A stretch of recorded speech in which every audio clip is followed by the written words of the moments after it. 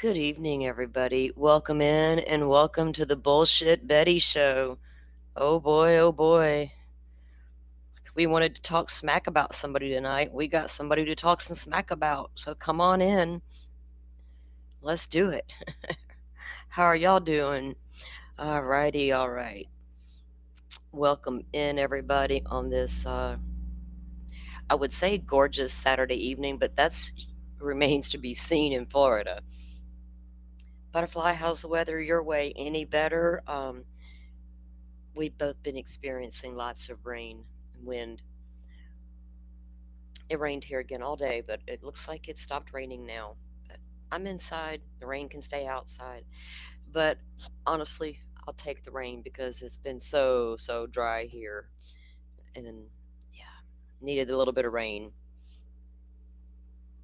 Hey, Tricia, welcome in. Real happy. Welcome in to my mods. Butterfly, welcome in. Rachel's here. We might get to see Forrest come in. Forrest has been a little busy lately. He's got a few things going on, but he is coming in when he can be here, and we appreciate him for that. Also, because Forrest has got a few extra things going on at home right now, let's all send him some extra vibey feel good thingies. Y'all know what to do. Send it his way. Send it on. All right. So those of you who have been around the true crime community for, a few years are probably aware of some of this. Some of you may not be. Some of you may not even be aware of what this case pertains to. But a lot of you know who Bullhorn Betty is. It's hard not to be in the true crime community at some point in time not stumble across the bullhorn of it all. How could you not, right? I remember when I first realized who she was. Like, I didn't know shit about her. I didn't know nothing about her TikToks. Didn't know nothing. I don't even know TikTok existed or whatever for true crime. I thought it was a bit odd and childish, and I thought, is this what grown-ups do nowadays for true crime, is follow people like that? That's what I was wondering, and like, whatever. Then, oh boy, we saw a whole lot out of this lady. She's apparently done some, skeptical things in the past. Then once the Sebastian Rogers case happened, she took it to new limits, it seemed like. And the worst part about it is this doesn't stop with Bullhorn Betty going after families. So again, I will ask the community every single time we have a crime occur and someone goes missing and the last person to see them was a family member, are we always going to rip that family to pieces on the internet until the body turns up or the real killer's found? Until then, you're fair game, right? Because it's not just Bullhorn Betty that does it.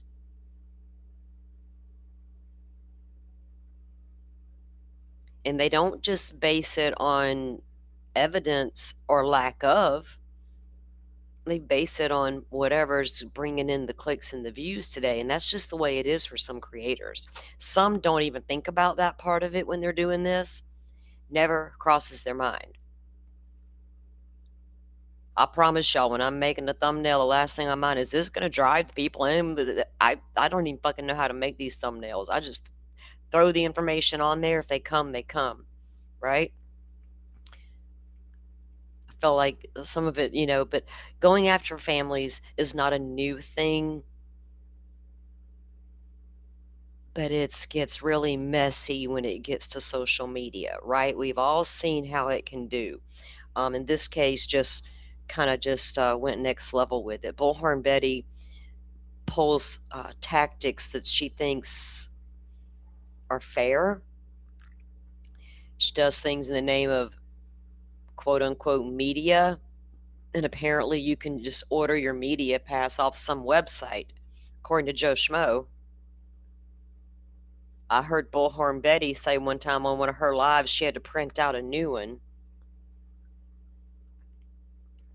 So anybody can be a media personality these days, right? You don't get to hide behind it.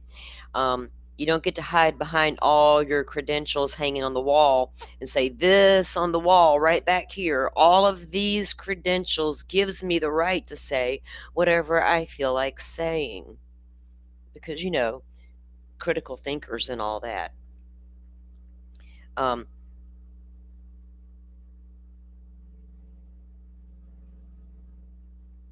yeah, it's happened. Look at the Nancy Guthrie case. It's been no different. Fingers are been pointed at this family from the beginning, and they have not stopped. Right? And I get it. I get the suspicion. Duh. But where's any evidence, right? Where's some evidence at? Can we get a look at it? And there's some people out there with a lot of credentials who want to say things and just make it true because they said it. It's so weird. They're no different than Bullhorn Betty. That's what I'm trying to get at, and I'm going the long way around it, I guess. Some of these platforms that come out and push and push and push and push and push a narrative, and then they get pushed back on their narrative, then they're like, oh, how dare you question us? We have critical minds. Sorry, you're no different than Bullhorn Betty at this point. That's what I really want to say about that. Got more to say about that here in just a little bit. Yeah, Simi, big old, big old blooming ass idiot. Should have remembered who your friends were. And maybe you'd be sitting in the community right now instead of waiting on Lauren to give you a hand me down. Want to come co host with me? Where's that big show at? That's the ticket to the future. I'll throw everybody under the bus who I consider tiny and irrelevant. Well, I kiss the ass of this big gun who's going to shit on me in 5, 4, 3, 2, 1. Yeah. Let us know how that works out for you, sir. I don't know what else to say about all that, right? Okay. So back in February 2024, Sebastian Rogers went missing. And what was it, Butterfly? A day apart that Butterfly, shit. Sebastian and Maddie went missing. Madeline Soto, people. I'm sorry, Madeline Soto. So Maddie and Sebastian go missing a day apart. They end very, very differently. We ended up finding Maddie, unfortunately, not alive. Sebastian, to this day, has never been found. Right? Yes, he disappeared under suspicious circumstances because he just disappeared into thin air with no apparent leads, nothing, no car of interest, person of interest, no cell phone data that we could follow, no gaming data that we could bust off into that would lead somewhere that any of us are aware of. And I got major pushback at this case because I pushed back heavily on law enforcement and Tennessee Bureau of Investigations for not telling the public more, right? They got to keep everything close to the chest. It's got all the word salad came. Yeah, we get that, but this is the future. Social media is not going anywhere. We need answers. Come out and get better at communicating with the press overall. That would include social media. But I pushed back hard on this law enforcement office, both teams, the sheriff's department and TBI.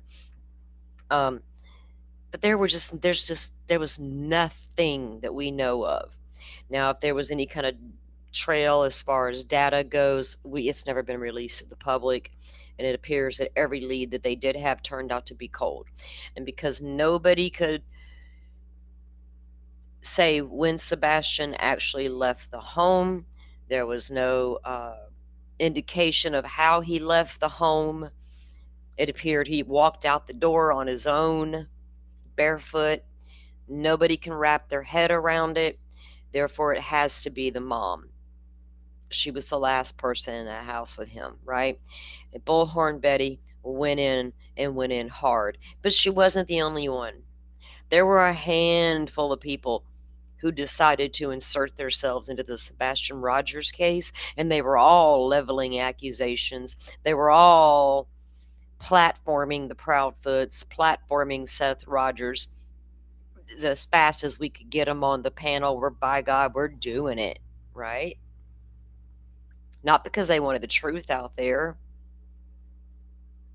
because people were going to tune in and listen and hang on every single word and watch these parents tear each other to pieces live on the internet.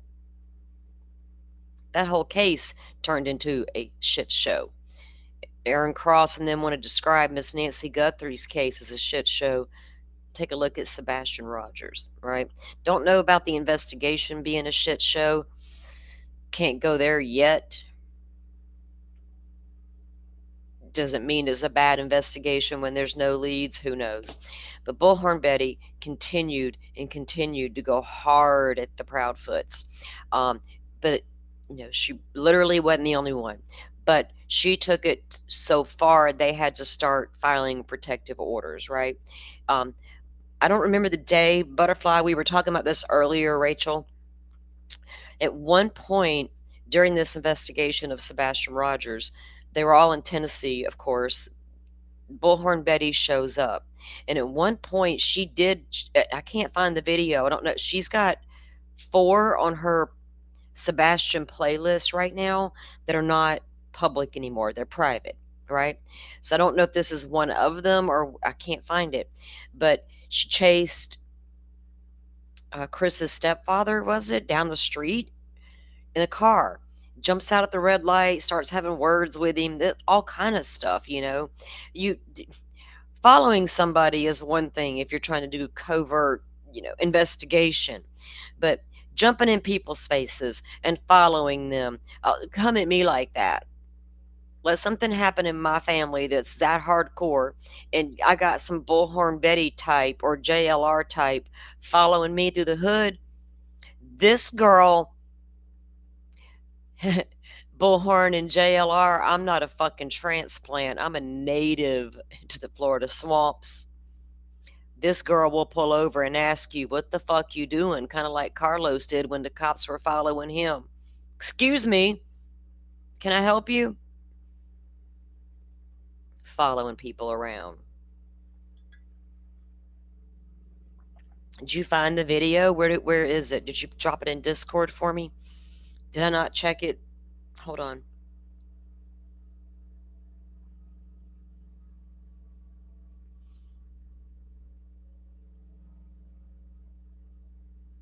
Oh, it's in.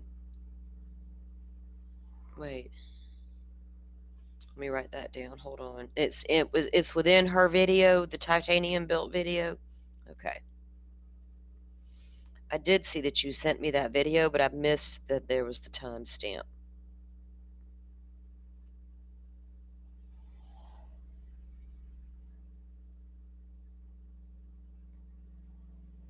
All right, let me do it this way so I can save it for our.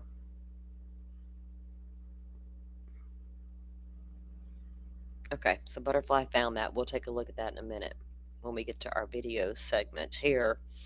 Okay. So he goes missing in February of 2024. By July, Bullhorn Betty is hot and heavy posting her videos. In early August of 2024 is when Katie filed a protection order against Bullhorn Betty. She was just outright blaming Katie, right? These people pretty much went on the internet. I don't know if any of you ever heard any of those live streams where they were platformed, but man, oh man, oh man. Okay, we still up and running? Yeah, screaming and chasing people's crossing the line. What are you going to get out of them, right? Other than letting them know you're chasing them and yelling and screaming at them. You might find yourself in a court document here soon. So Katie filed her protection order in August of 2024. By August 8th, the court set a hearing, and Bullhorn Betty was ordered to keep 100 feet away.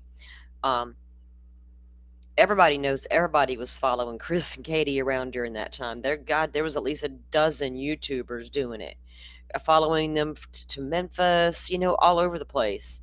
Um, every move they made literally was clocked, and it was the wrong move according to everybody. Because everybody, these judgmental fools out here that would make every decision perfectly. So late in August 2024, she ended up being arrested for violating the order, though. By September of 2024, there was a couple of hearings that were scheduled, and she's faced 6 counts for violating the order. All right. So then you go to October 10th.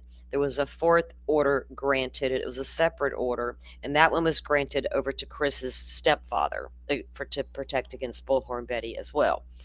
So then by November 20th, 2024, they had scheduled a court date on the 6 violations. And then April of last year, though, was it April 16th, I think it was, the Proudfoots both testified against Bullhorn Betty. But here's the wild part that I don't get, because we watched a couple of those hearings when Bullhorn Betty was going for the court hearings, right? I got a news clip on that we're going to watch as well. They ended up impaneling a grand jury a year ago, May of 2025, and they laid out all the evidence against Bullhorn and the stalking case for the Proudfoots, right? Anyway, the grand jury failed to return the indictment, saying there was not enough evidence. So I don't know if it was like the criteria that they needed to meet for that state. Do you know what I'm saying? What about it for Tennessee? But the grand jury failed to return the indictment a year ago. So now you fast forward to this year, Bullhorn Betty files civil suit against all of them, against Sheriff Craddock and against Chris and Katie Proudfoot and Chris's parents, the Bowersocks. And we have the document. Yes, Simi, this is all new shit. She's been going through that litigation with them, for a couple years now, like I was just reading out. And then last year, they failed to return the indictment against her. And now she's decided to sue them. So we'll take a look at this news clip, and then we have the indictment, or the indictment shit. We have the document where she just filed suit.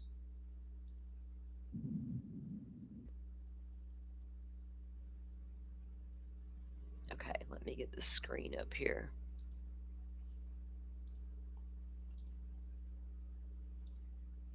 Whoa.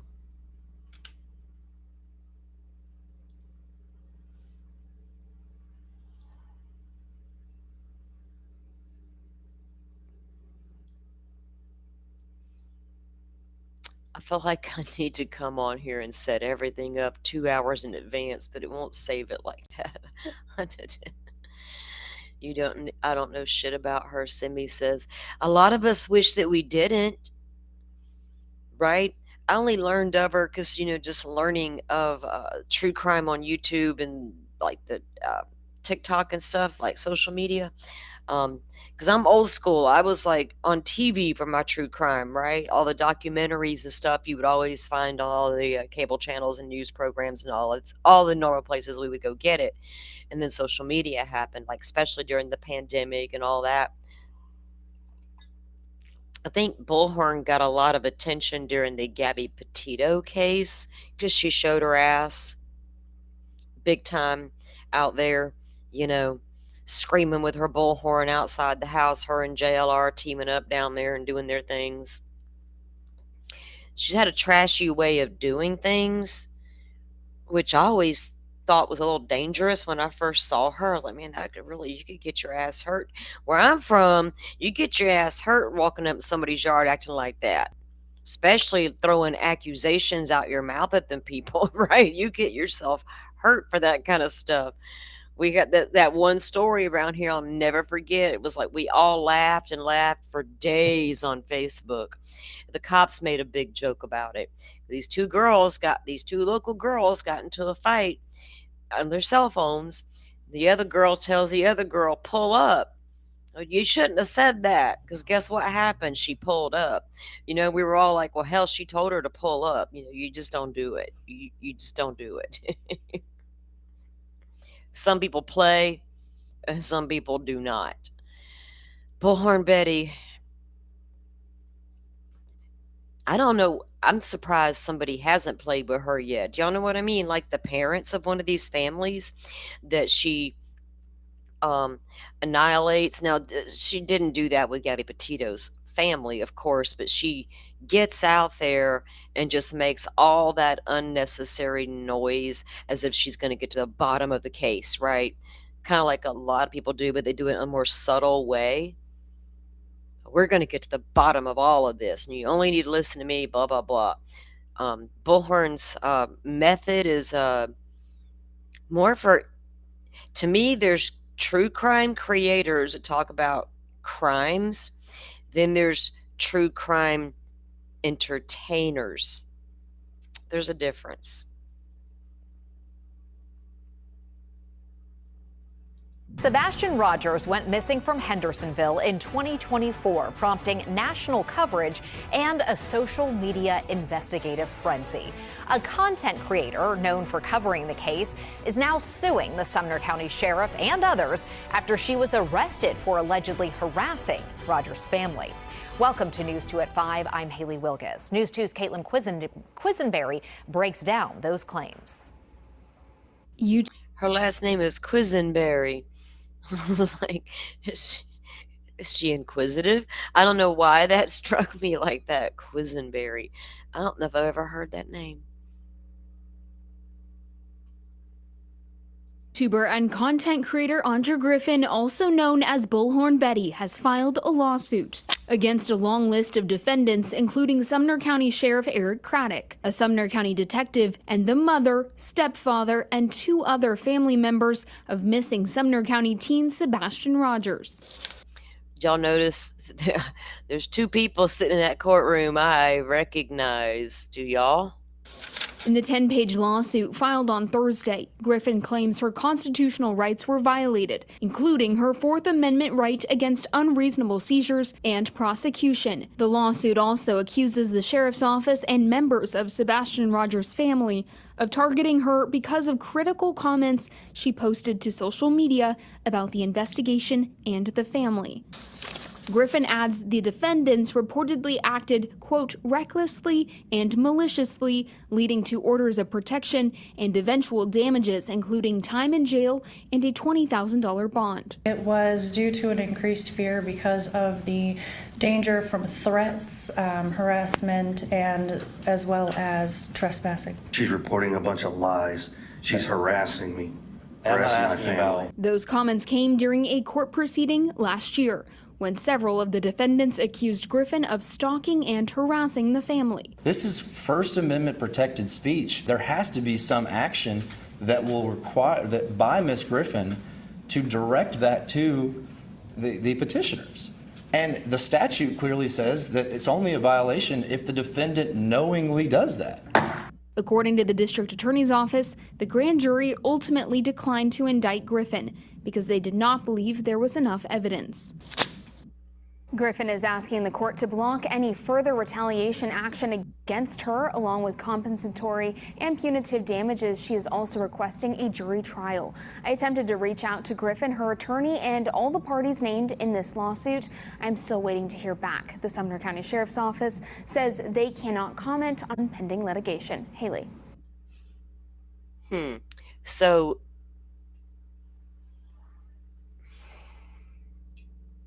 is she going to try to recover all of her attorney fees and doesn't want them to be able to come at her at her future litigation? We're going to read the document. Did y'all notice who was in that courtroom? In fact, they were in I think they were sitting at all the hearings, and it wasn't Seth. It wasn't Seth. Let's see. If it is, if I have it on this,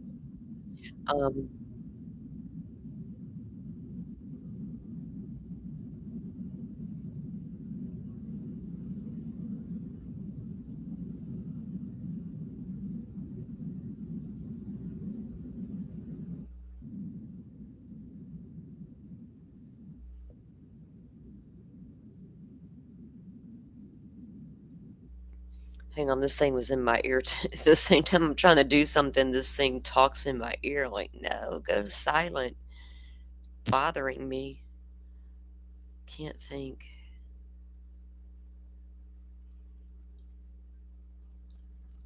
Whoa, that was quick. Okay, on this screen. Okay. Butterfly, you gotta look at this screen and tell me you recognize people.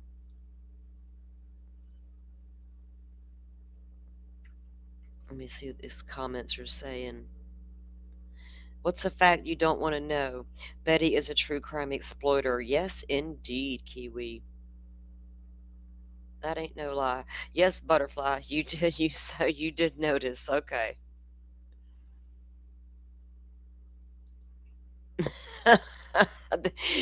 Soon as it went over her eye, like she could see that I was seeing her.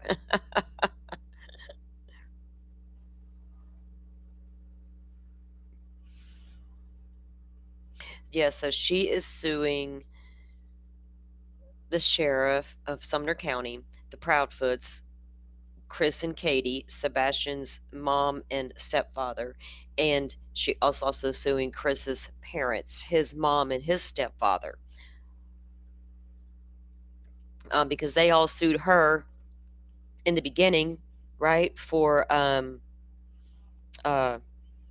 stalking and harassment.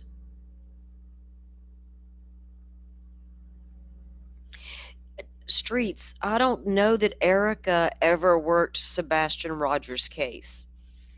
God, I hope not. But I've been in this case the moment it happened, because we as a community had two kids go missing within 2 days of each other, Sebastian and Madeline. And we followed both all the way through, right? But I had never heard of Erica ever coming. That don't mean the only private investigator that I was aware of that ever worked the case was Steve Fisher. And there were a few others, Heather and Chloe, but they worked for, well, Seth, skeptical, who knows.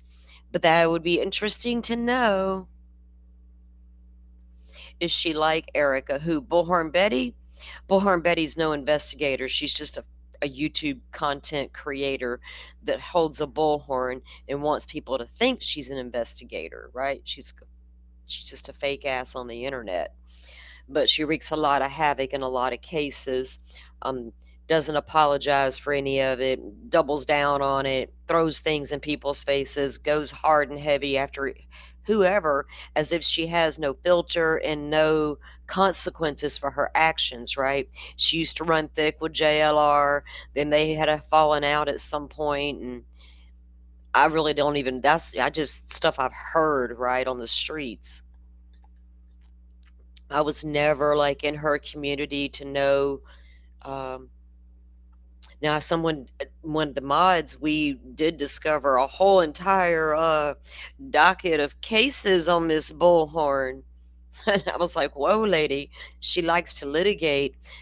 Oh, I bet she got that from her buddy JLR. He's like, Betty, I know about lawsuits. Move over, girlfriend. Move your ass over, Betty. Now, get out a pen and paper, a legal pad, Betty. Pretend we're in prison. That's when I do my best work. He get out his legal pad from the prison. Somebody came in here yesterday and got on me for mocking JLR. See, what I'm doing right now, that would be mocking. What I did yesterday was called reporting facts. We were watching body cam with no sound. But that was a fact, right? What I'm doing right now, that's mocking. I just want to make sure we're all clear. We don't want to put out misinformation or misconstrue what we're actually doing, because I like to own what I do. True crime addicted. She's a female version of JLR. Somebody said that to me earlier, and I was like, yeah, them two already banged. Could y'all imagine that, baby? Mm-mm. Ew. There's just no way. But some of these people are so narcissistic, right? They don't care about anybody else. They care about them. their brand, their numbers, the dollar amount at the end of the day. There's all kind of stuff they're thinking about that a lot of creators don't think about, right? We're just like, we hope they show up and hit the like button and like us enough to listen, not coming out with these crazy bells and whistles and accusations for what, right?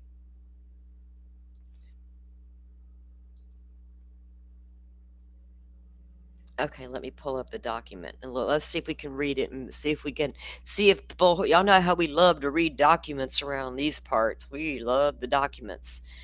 We will determine. We call this the deliberation room. We shall read the document and then we'll deliberate and determine if you have a case, Miss Betty. That's how it's going to work. I will get the document screen up. I think I need a fresh cup of coffee, but I don't have to go far.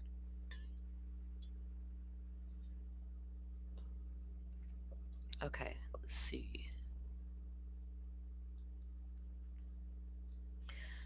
Lord, Florida's done with her. Tennessee's probably like, Jesus Christ, send her back to Florida. Florida's like, nah. We're closing the gates. I remember that one time in the beginning of I'm going to say the first pandemic, because we might be on the verge of another one. They had put up like, what'd they do? Like, they went out to all the areas, like all of the back roads, all the tiny little back roads that led out of Florida, like into Alabama, and like little roadblocks. Like, you can't come from Alabama into Florida. Like, we've been doing this for generations, and y'all can put a man with a stop sign out there suddenly, border all the borders. That didn't last long. Did y'all have that kind of crazy shit going on around y'all? Okay. So this is her real name is Andra Lynn Griffin. That is AKA Bullhorn Betty. She resides in Florida. She's the plaintiff versus Sheriff Eric Craddock, Lisa Byington, Kitty Lynn Proudfoot, Christopher Andrew Proudfoot, Terry Bowersox, Maddie Bowersox.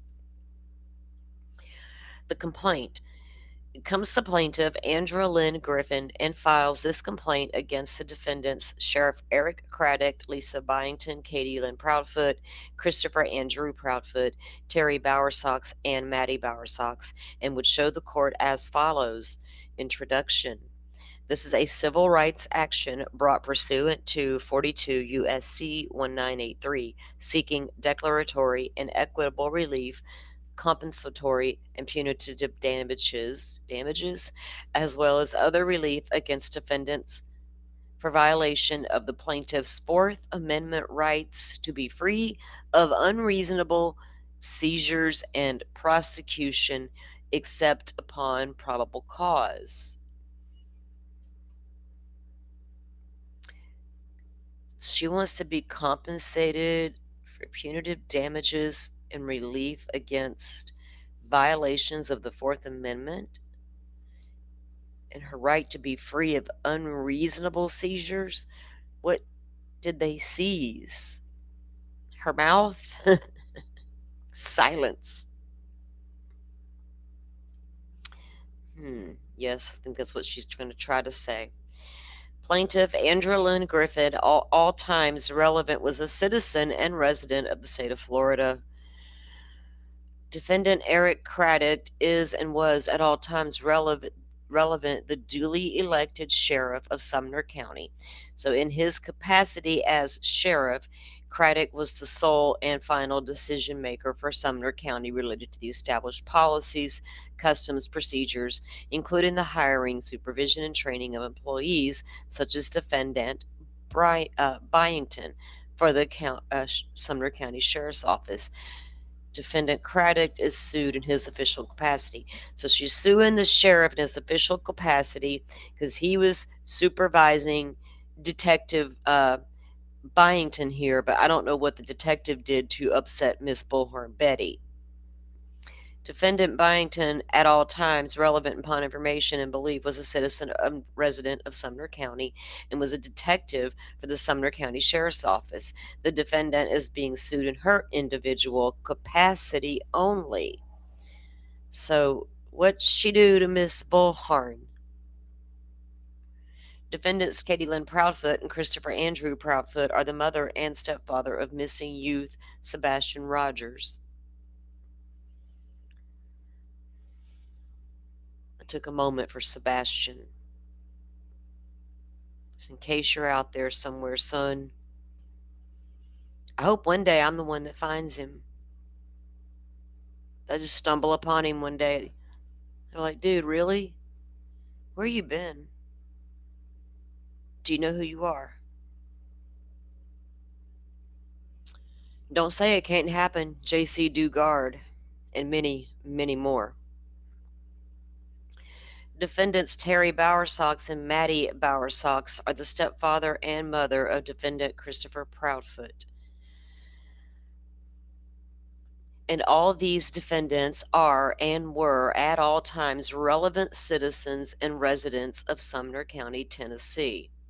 At all times relevant, the individual defendants are acting under color of law and the customs and usages of the state of Tennessee.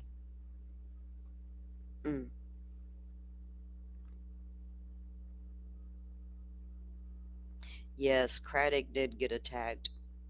And you know what? I'm not the kind of lady. Look, I'm single by design. I don't even give guys a second thought. But that little dude is good looking. And that's rare for me to say, hey, that guy's good looking. It's so super rare for me to do that. But he's a cutie. And you know what? There was a video a while back. Remember, there was another case in Tennessee in his jurisdiction where that little boy who had autism, he was young, like 5, wandered off from his family's home, and so they called the cops, obviously, and they have it on the infrared camera from the helicopter above. But when they found the little boy, he was literally standing out in the woods in Tennessee, right next to he was standing in the water, right?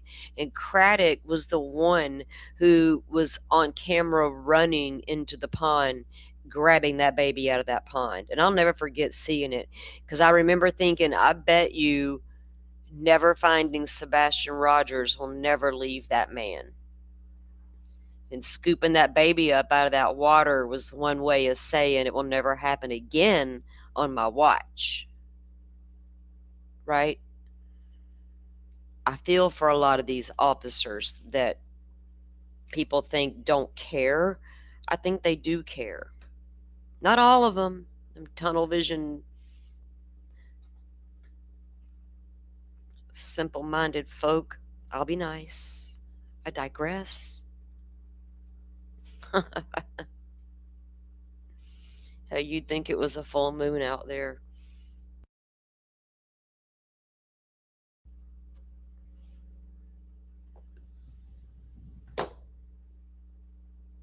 Okay.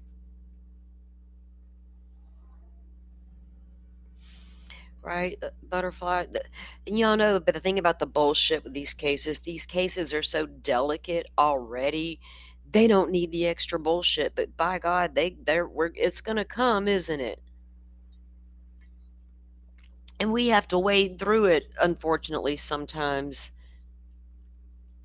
whether we want to or not. Defendant Katie Lynn Proudfoot and Christopher Andrew Proudfoot are the mother and stepfather of the missing youth, Sebastian Rogers. And defendants Terry and Maddie are the stepfather of Christopher and mother of Christopher Proudfoot.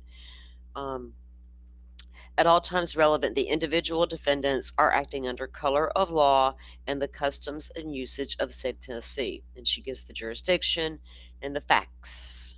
Just the facts, ma'am. Are we getting the Bullhorn facts? Facts according to Bullhorn Betty. I'll tell you, I remember laying in my bed in the middle of the night listening to an hours upon hours long live stream of a certain individual from this particular case.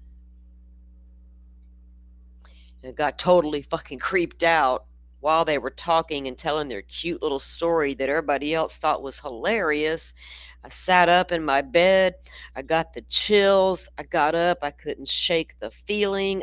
I walked the floor. I spoke to my ancestors. I was like, lit me some sage. Jesus, Lord, help me.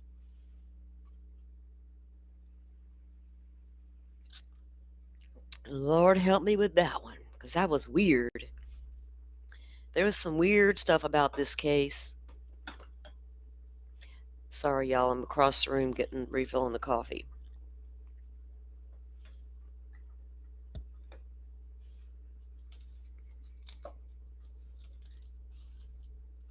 See, I got smart a while back and put a coffee station in the office, right?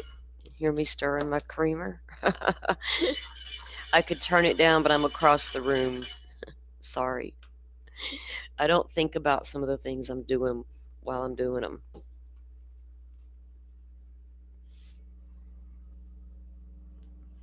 Satan's spawn. Ooh. How can people live with themselves when they flat out know before they hit post or upload or even say it, have no thought process or guilt or any, you know what I mean? It's a very selfish reason they do a lot of it, right? And we all know the grifter effect. And I don't care if you are into fucking making sequined hair ties on the internet, you could be a grifter. It takes all kinds of kinds. Not everybody on here does all that. Some they make it a business, right? It's an all out business for these people. And she's been at it for quite a while. I don't see how there's a handful of creators out there that stay up in litigation. And I said for a long time, no, I don't ever want to be in a court document. Mm-mm-mm. Mm-mm. If I speculate about a family member, there better be a lot of evidence pointing toward why I'm speculating in that direction and me saying it out loud. Because I'm not getting sued by nobody, right? I don't got nothing to take no house. But it's I wouldn't appreciate it, so I try to be careful about how I go about that. All right, so she says she's the plaintiff, reporter, and commentator. Well, aren't we all, Miss Bullhorn Betty? Hi, y'all. Welcome to my channel. I am Salty Sleuth with Salty Sleuth Investigates. I am a reporter and commentator for Salty Sleuth Investigates, LLC. Thank you for tuning in. How's that? Or should I get one of those comical little girly voices? Oh my God, weird shit. Okay, she's a reporter and a commentator today. At all times, the relevant plaintiff was and continues to be an online journalist and commentator concerning crime victims and their rights. Journalist and commentator concerning crime victims and their rights. Crime victims and their rights. Huh. I don't see too many people fighting for that. At all times relevant, the plaintiff published through her YouTube channel known as Bullhorn Betty, which currently has over 40,000 followers and subscribers. That's it? She's not even at 100,000? Huh. I don't know why I thought she had more than that. So she's got 40,000 followers and subscribers and over 11.7 million views. The plaintiff also publishes on various social media platforms, including Facebook, X, and TikTok. I just don't see how they have time for all that. See, it's a whole full business. It ain't something they're sitting here chilling doing with their friends like me. Oh, I forgot I'm not a investigative reporter.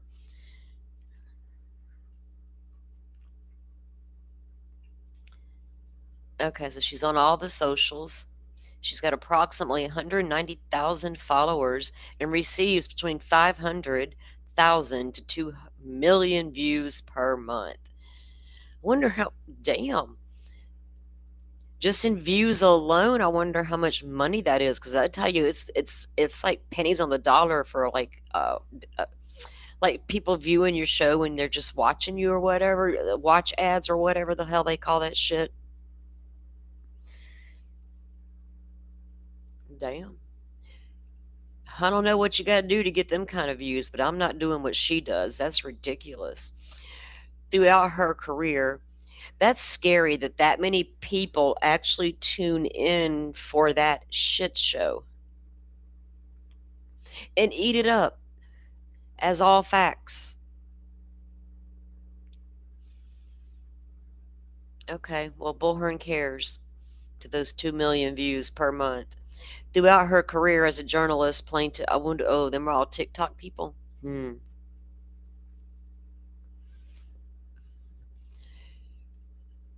Throughout her career as a journalist, the plaintiff has extensively covered many high profile missing children and other cases nationally, including the cases of Gabby Petito, Brian Laundrie, Kylan Schultz, Crystal Turner, Kathleen Moore, Colin Knapp, Ruth Sasela, Summer Wells, Palo Mirando Rosa, Anthony Todd, Trayvon Martin, George Zimmerman, and Pulse nightclub shooting.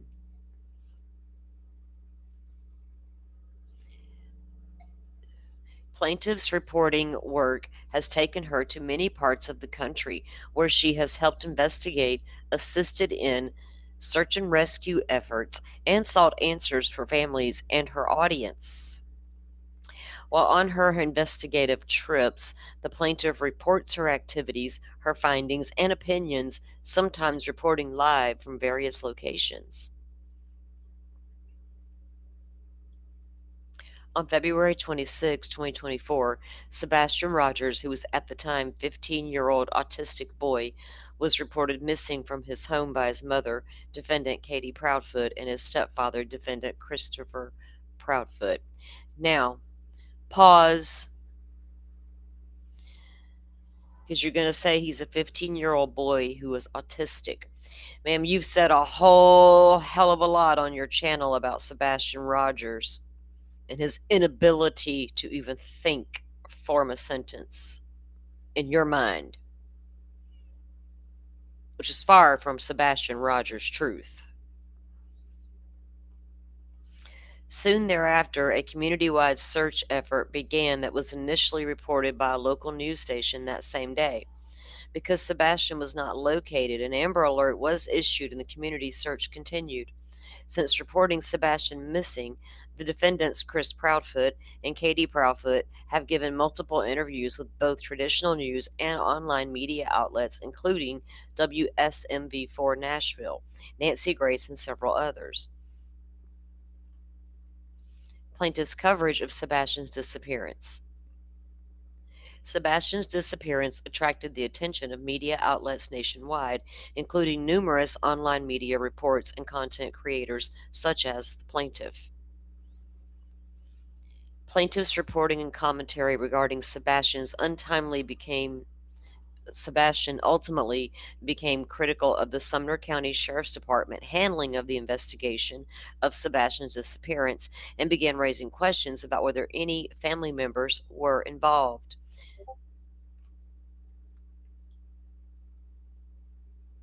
Apparently upset by the plaintiff's reporting, defendant Katie Proudfoot made an incident report to defendant Byington on June 20th, 2024, complaining she and her family members were being harassed by a person on YouTube.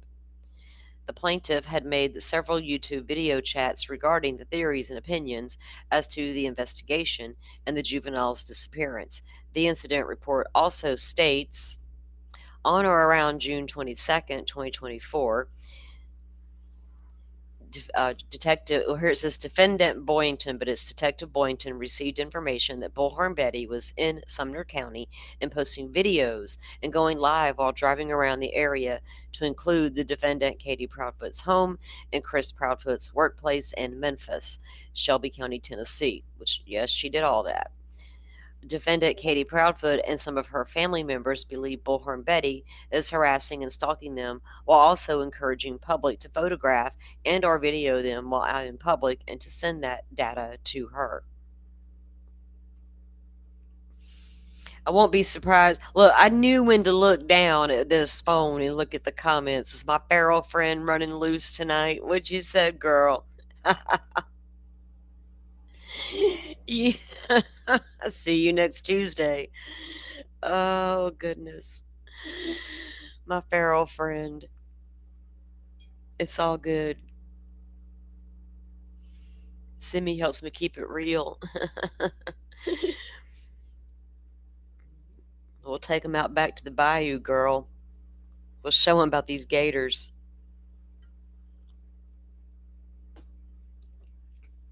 From my end to her end, we got some swampy gators.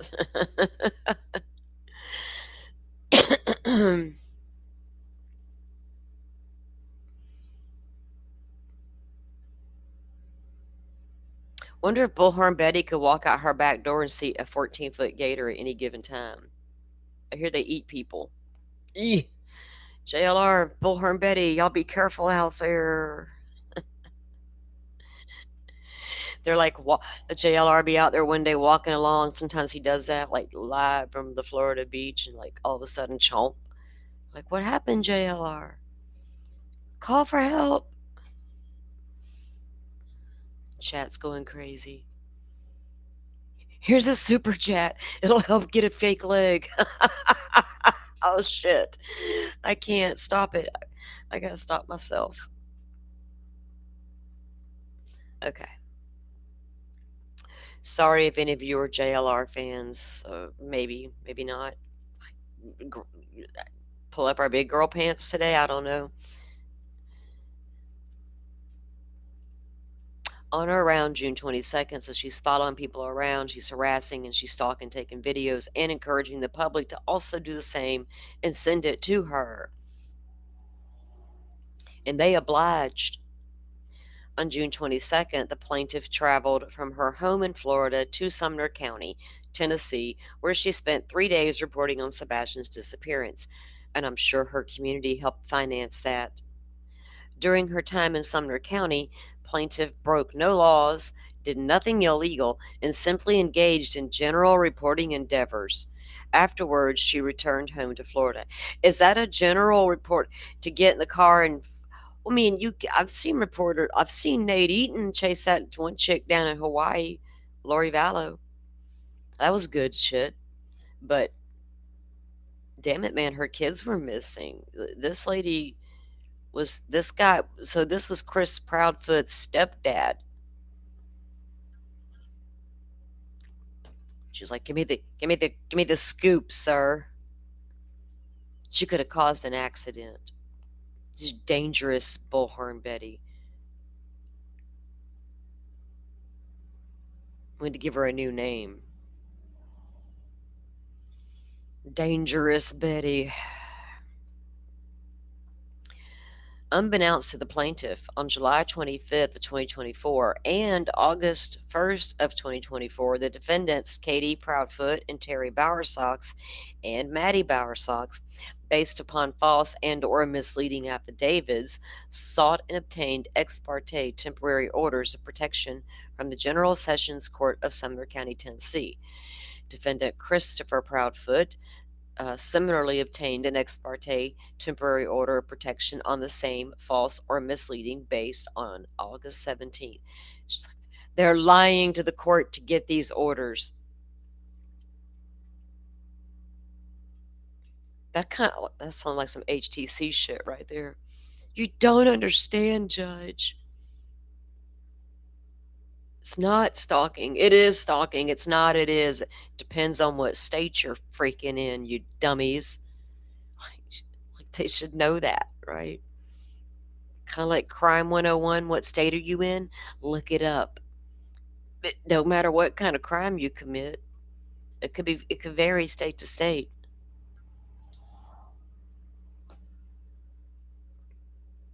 Including how you defend yourself. Ask Kentucky. Temporary insanity because I lost my shit because you made me mad.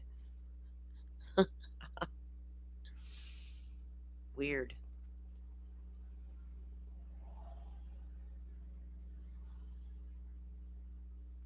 Okay, the petitions on which the defendants, Katie, Terry, Maddie, and Chris, are all false. Let's see. The three ex parte orders of protection taken out by the defendants, Katie Proudfoot, Terry, and Maddie Bowersox, were set to be heard on August 22nd of 2024.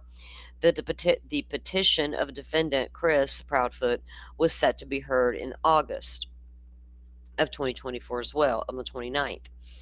So significantly, the petitions and ex parte orders of protection were served on the plaintiff at her Florida home on August 19th of 2024, only 3 days before the hearing in Tennessee. The reason for this delay in service is unexplained at this point. Like, you got 3 days to get your tail to Tennessee. You got there the first time. You better go live and get some more money real quick, like, you got to come back.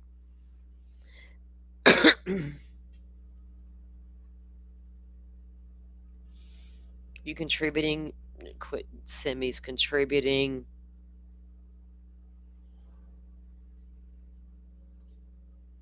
I think they got her for violating it once, but 6 violations total.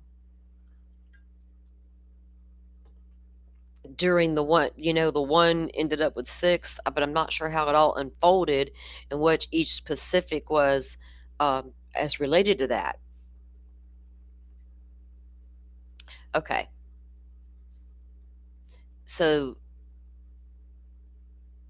they have no explanation for the delay at that point. Terry Bowersox Sr. versus Andrew Griffin, but they go through the petitions here of each one of the ones that was filed for the order of protection. Okay. So TCA 36-3-605 required that the court shall cause a copy of the petition and notice of the date set for the hearing on such petition, as well as a copy of any ex parte order of protection to be served upon the respondent at least 5 days prior to such hearing.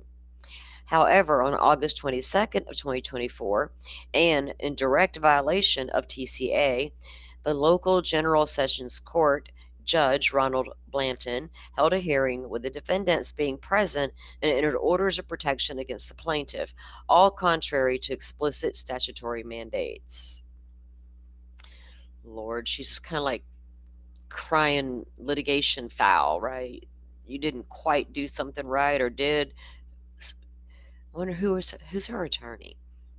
The ex parte temporary orders of protection ordered the following: do not abuse, threaten to abuse, hurt, try to hurt, or frighten the petitioner or the petitioner's minor child under 18.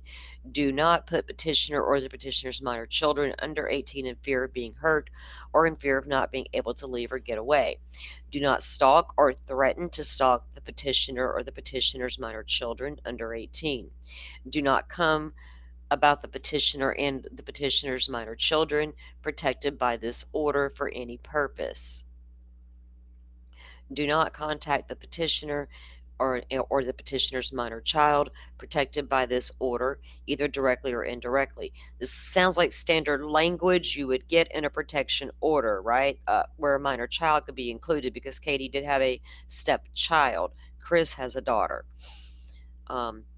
You must not hurt or threaten to hurt any animals owned or kept by the petitioner or the petitioner's children. Other orders do not interfere with property owned or kept by the petitioner. Okay, so after the August 22nd hearing, the court ordered the following: obey all orders on this form. not abuse or threaten to abuse the petitioner or the children or the minor children.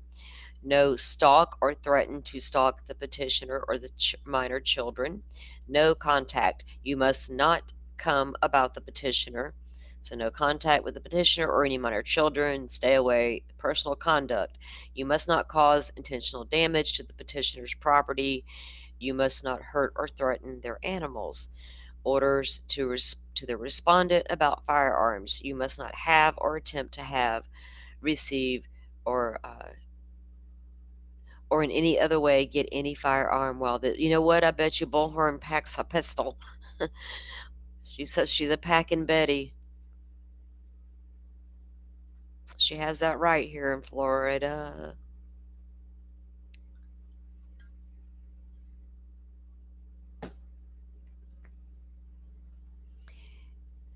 In none of these reports or commentary did the plaintiff in any way violate any of these orders contained in temporary orders of protection.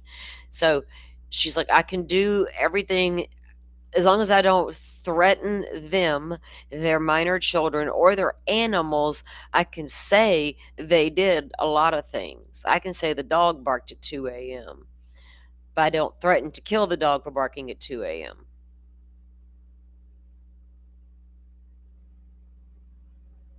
Huh.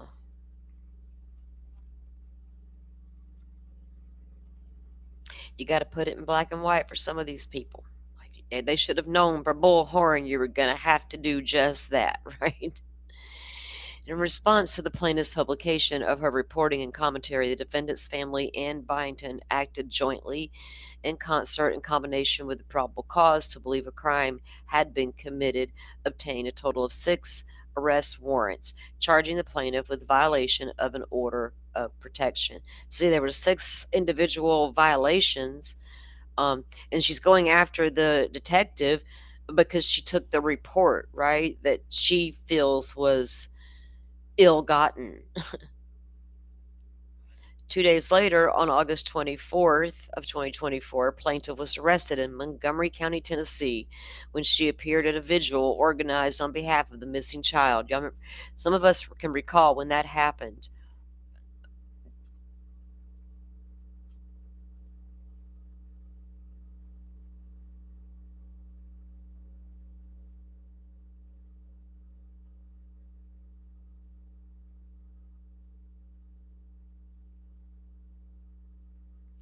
There's some crazy laws on the books from way back in the day, Simi, that people would be surprised are still there.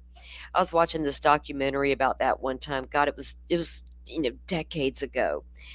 But it was talking about a law on the books, like from the early 1800s, right? Like you couldn't touch yourself. Like, even taking a bath was considered a bad thing because you were touching yourself. Like, taking a shower in your home was illegal. I'm like, what the hell? Thank God that one doctor came along and said, y'all know what? If we just take baths and clean ourselves, wash our hands, we might not die of the plague anymore. Damn it, man. Who'd have thunk it? Just be clean. There's some crazy, crazy old laws. We should do a show on that one night. Like, find the craziest old random laws we can find, Simi. Where are you? What do you mean? Okay, you got me confused. Are you in Louisiana or are you in fucking Buffalo country? Which is it, man? This feral friend of mine, I think she fucks with my head. All right. Pursuant to the local General Sessions Court explicit orders, plaintiff held in the Montgomery County Jail and the Sumner County Jail over 12 hours before being released and was forced to post a $20,000 bond.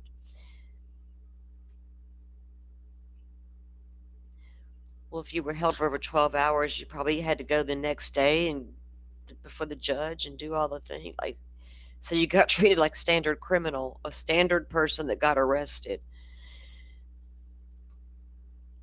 Oh, she thought she was on the express pass. Like, I'm Bullhorn Betty.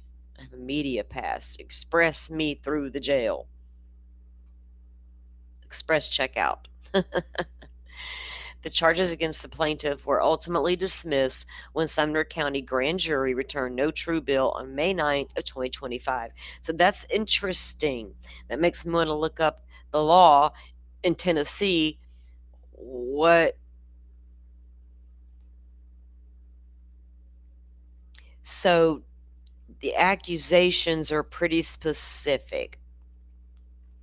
And they were really upset with her for, the harassing was saying that they did things. But did she ever get a true order not to say those things, right? So she wasn't physically following them anymore. Like the couple of days there, she was apparently. So if she's not physically following them, physically calling, texting, emailing, threatening, there's not enough evidence to prove the stalking and harassment. You know what I'm saying? It falls short. That's what I'm wondering. Right, Happy? Look it up. That's what that feels like, right? That it probably falls short of because of the way she would word the videos, right? Or the things that she would say in the live. I mean, it did. She would flat out accuse him at some points. But accusing somebody of harming someone, is that stalking, and does it constitute harassment? You would think harassment to an extent, yeah. That'd be but whatever, the grand jury failed to get there. All right. So at all times, defendants lacked probable cause to cause the arrest, charge, or continue the prosecution of the plaintiff. The charges against plaintiff were initiated and pursued based on false statements. False statements that Katie and Chris lied. The charges against the plaintiff were initiated and pursued based on false statements, material omissions, and/or coordinated misconduct by individual defendants.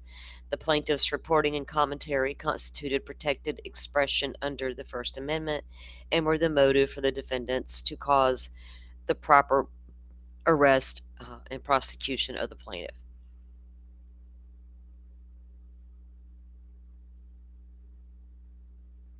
At no point did the individual defendants possess reasonably trustworthy information sufficient to warrant a prudent person in believing that the plaintiff had committed an offense.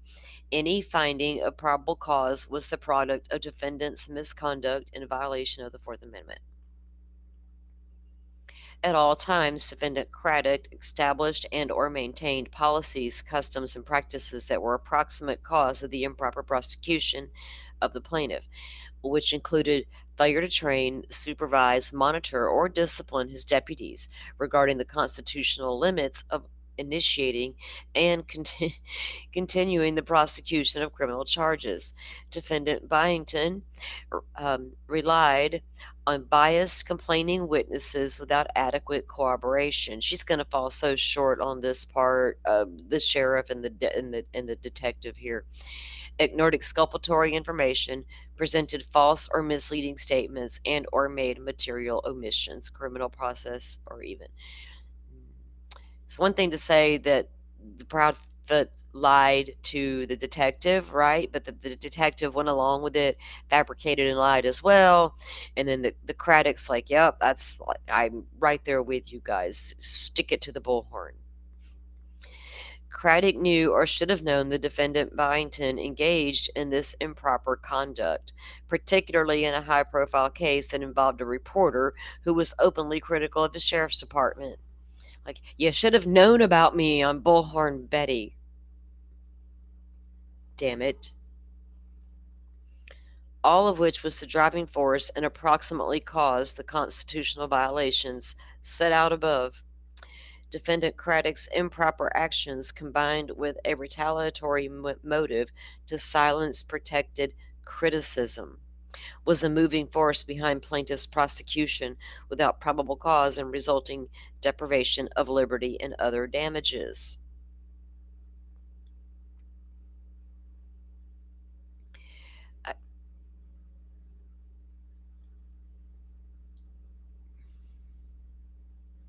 It was Tyler Wise, Madisonville, Tennessee. Oh, wonder which intern wrote this. Huh. Craddock knew or should have known that his deputy was acting a fool and taking statements willy-nilly, according to Bullhorn Betty. The actions of the individual defendants, acting solely and or in concert, in combination, was reckless, malicious, willful, intentional, oppressive, and taken with a motive to intentionally harm the plaintiff and or violate her clearly established constitutional rights, and or with such reckless regard or disregard rather of those clearly established rights so as to render the individual defendants liable to the plaintiff for punitive damages. How much is she asking for? The action of the defendant solely combination violated her Fourth Amendment rights. She's entered a declaratory judgment pursuant to the 28 U.S.C. 2201, declaring that the prosecution of plaintiff violated her rights. It's all about her, man. Issue of prohibitory injunctions, restraining orders. Award plaintiff a judgment of compensatory damages in an amount sufficient to compensate her for injuries and damages. What injuries did the Bullhorn suffer? Anybody noticed she twist her ankle in Tennessee, trying to get away from the Bower Sox when she was yelling at them at the red light? I mean, what happened, Bullhorn Betty? I'm not going back to watch all them videos to figure out how she got hurt. I'm being a real asshole right now when I'm saying that, but that's crazy. What is she talking about? Injuries and damages. Damages by way of you're trying to take away my media right? Like the right of the media, the freedom of the press. But no, she's got injuries in there, so I don't know about all that. Award the plaintiff an appropriate amount of punitive damages, attorney fees, obviously. I'm sure she racked up attorney fees trying to defend herself against all of this. Okay, Bullhorn. I wonder when she'll drop her first video about her big lawsuit, or will she stay mum's the word for once? You're not supposed to talk about litigation while you're going through litigation. They say it's not a good idea.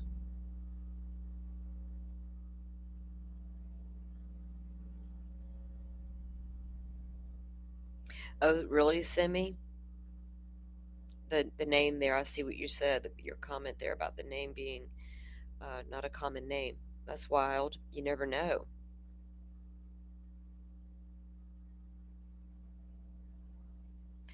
Right, Kelly? A show on wild laws would be fun.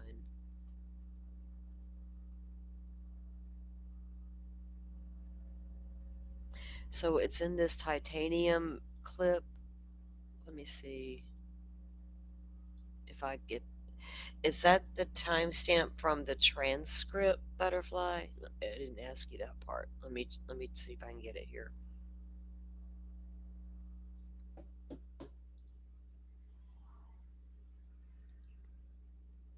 When Betty's, I'm assuming it is that clip. When Betty rolls up on Chris Proudfoot's stepdad. But there were a lot of people doing a lot of extra things. A lot. She's just one of the loudest ones, as always. Okay, let me see. Um,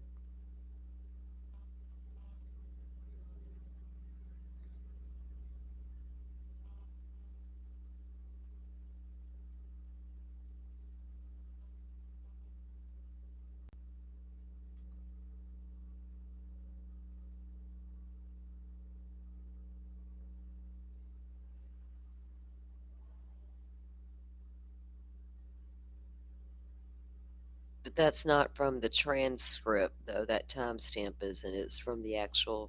I gotta scroll through it, and I'm not. Get right there. Okay, let's see. I'm close. Okay, I think we're close enough. Let me get it.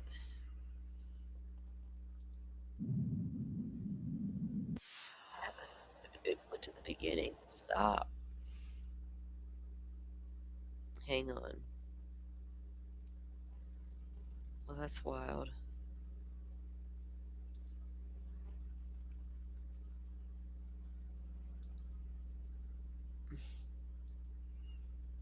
It skipped to a completely. I don't even know what's going on at that point. Stop. Okay. I'm talking to myself, y'all. It went to a whole different video that I'm like, I don't even know where that came from. Okay.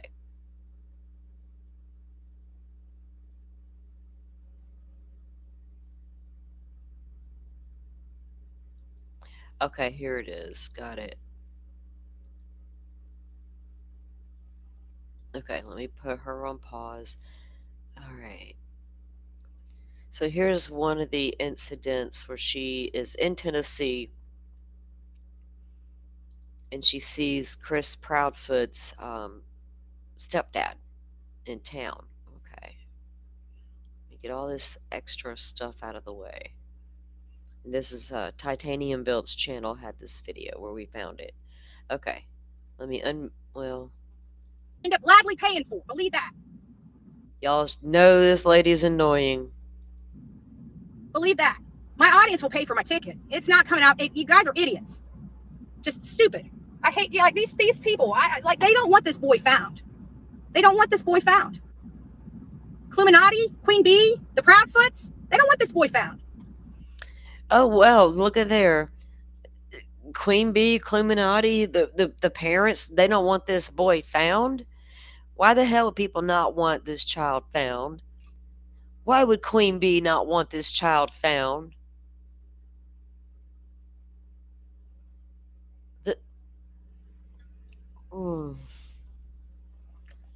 She's crazy.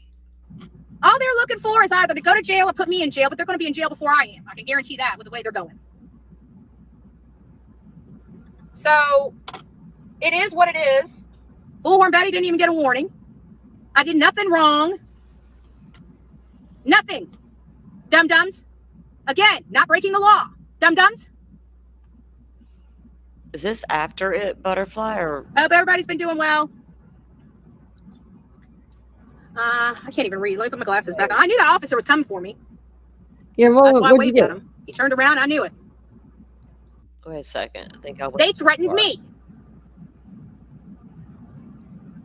How many people do you think she threatened in her life? They threatened me. They threatened me. So what are we doing? Oh, Terry Bowersox. Oh, you want to come around here? Okay, so this is where it begins, I guess. So she's like, oh, Terry Bowersox. Oh, so she's about to go after Chris Proudfoot's dad, who is Sebastian Rogers' stepdad. So here we go. Oh, look at who it is. It's Terry Bowersox. Oh! Look who just pulled up. In the same QX80. Coming up, taking my tag plate. Let's turn around on his tag plate. Terry Bowersox. Terry Bowersox right there. Came up and decided to take my plate on.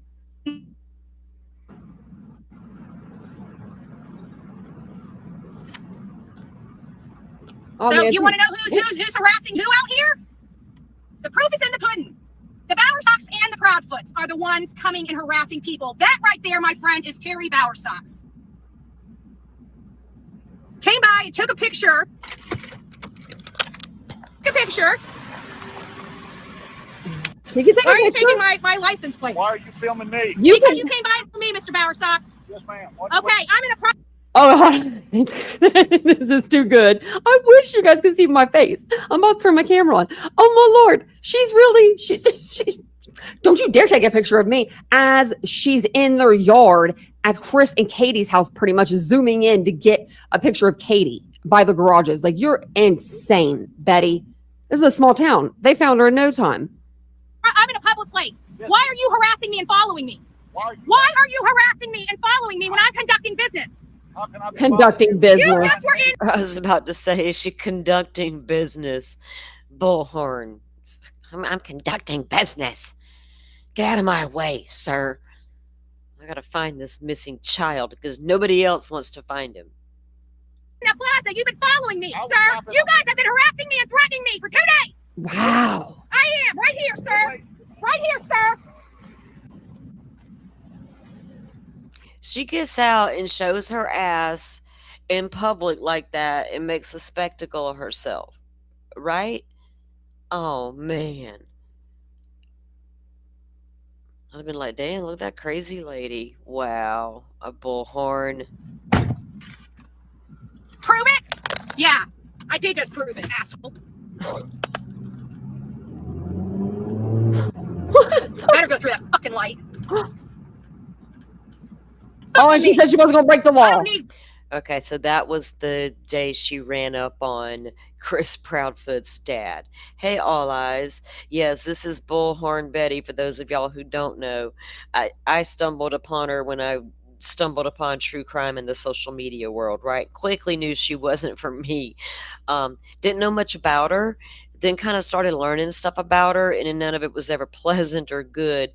But her style and all that was never my cup of tea. But she's wreaked havoc in the Sebastian Rogers case. Let's just put it that way. So now she's suing the sheriff, the investigator, and the parents who filed the protection order against her. And she wants them to pay for everything and leave her alone. You know, because she's Bullhorn Betty and she's got a job to do out here on these streets. She's got to find missing people and solve crimes. Damn it. She needs donations so she can get that done. Isn't that wild? It is so wild to me.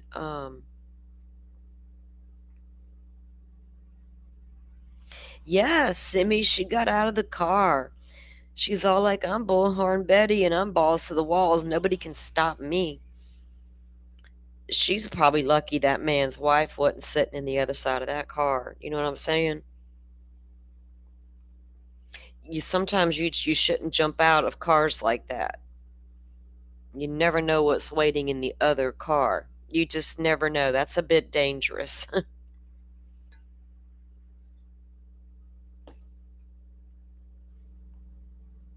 And you never know what's going to jump out of the car behind you and come at you. It could be like a Bullhorn Betty type. She's lost her shit a lot of times. If you look at her history, I should say, there's some battery charges in the past. Let's just say that much. She's in Florida. Florida's a all-inclusive sunshine state. Documents everywhere, there for the taking. But there's a lot out there with that lady. But it's wild that she's even doing that now. To even, the hardest and saddest part is Sebastian Rogers. February 26, 2024. 15 years old. And he still has not been found. And I don't know what happened to him. Do I think his mom did something? Logically, no, because I don't know when she would have had time to pull it off between the restaurant where they ate dinner. I'm well schooled in the case. Back to the house, right? Him taking the trash out. What are you doing in there? I hear a thud, go to bed. All the things. Nothing indicated. They went through Katie's phone. They went through Katie's vehicle. They went through all the data, all the things. They went back into that home. They went in and checked the walls of the home, right? Because it was like the boy just self-combusted, but without a sign of self-combustion. He just disappeared, poofed. And we don't know what happened.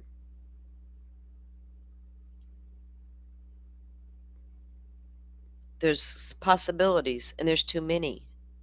Even like the night they were searching for Sebastian, and the dog took off, and the dog ran straight for the pond. And when Max got to the pond, he dove into the pond. On the other side of the pond was an area a car could park and leave via the cemetery and the 2-lane Ward Road, never to be seen by anyone. There was also the mannequin in the woods, the weird mannequin in the woods the cops found when they were out searching, with the infrared.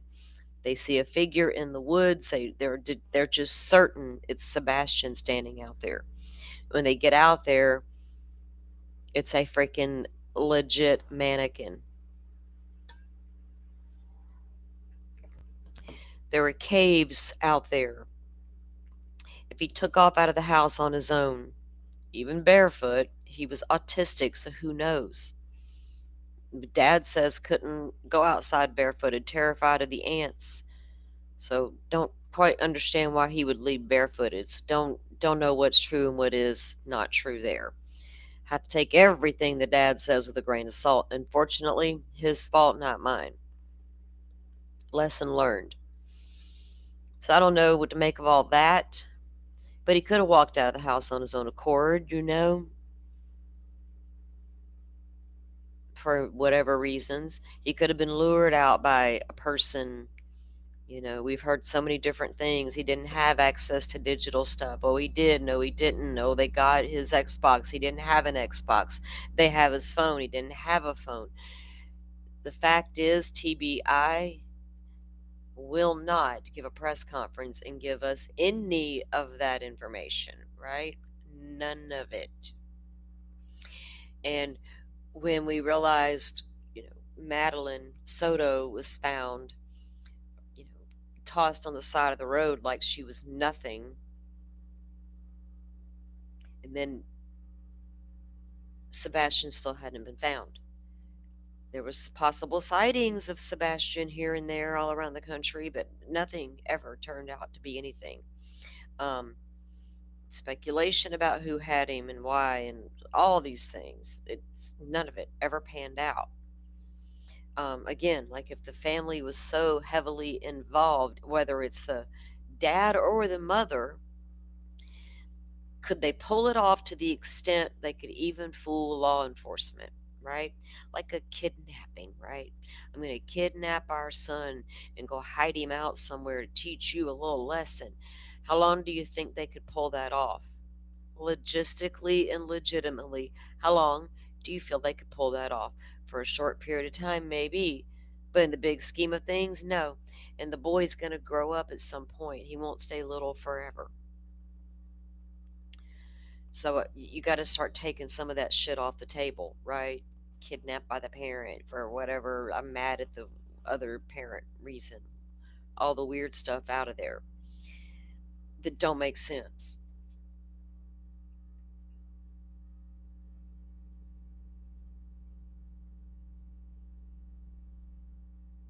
Yeah, they did. They wreaked a lot of havoc in Summer Wells. Yes, Gabby Petito too, Kelly. You're right. They did. But that's what I'm saying. For a lot of them, it is a business, and you're going to see them pop up, right? In all of the cases. Just like with the JLR people, he run around, screams at all the defendants when he shows up for their perp walks or when they're showing up for court.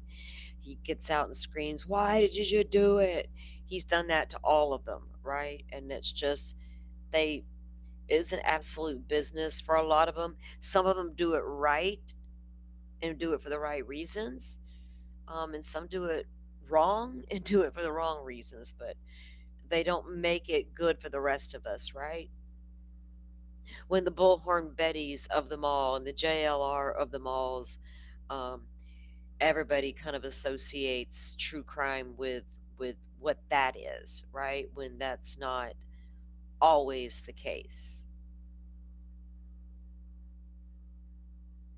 People have very different angles. Some absolutely just want to discuss the cases, and they are steadfast in their beliefs, and they're legit having conversations every time they go live.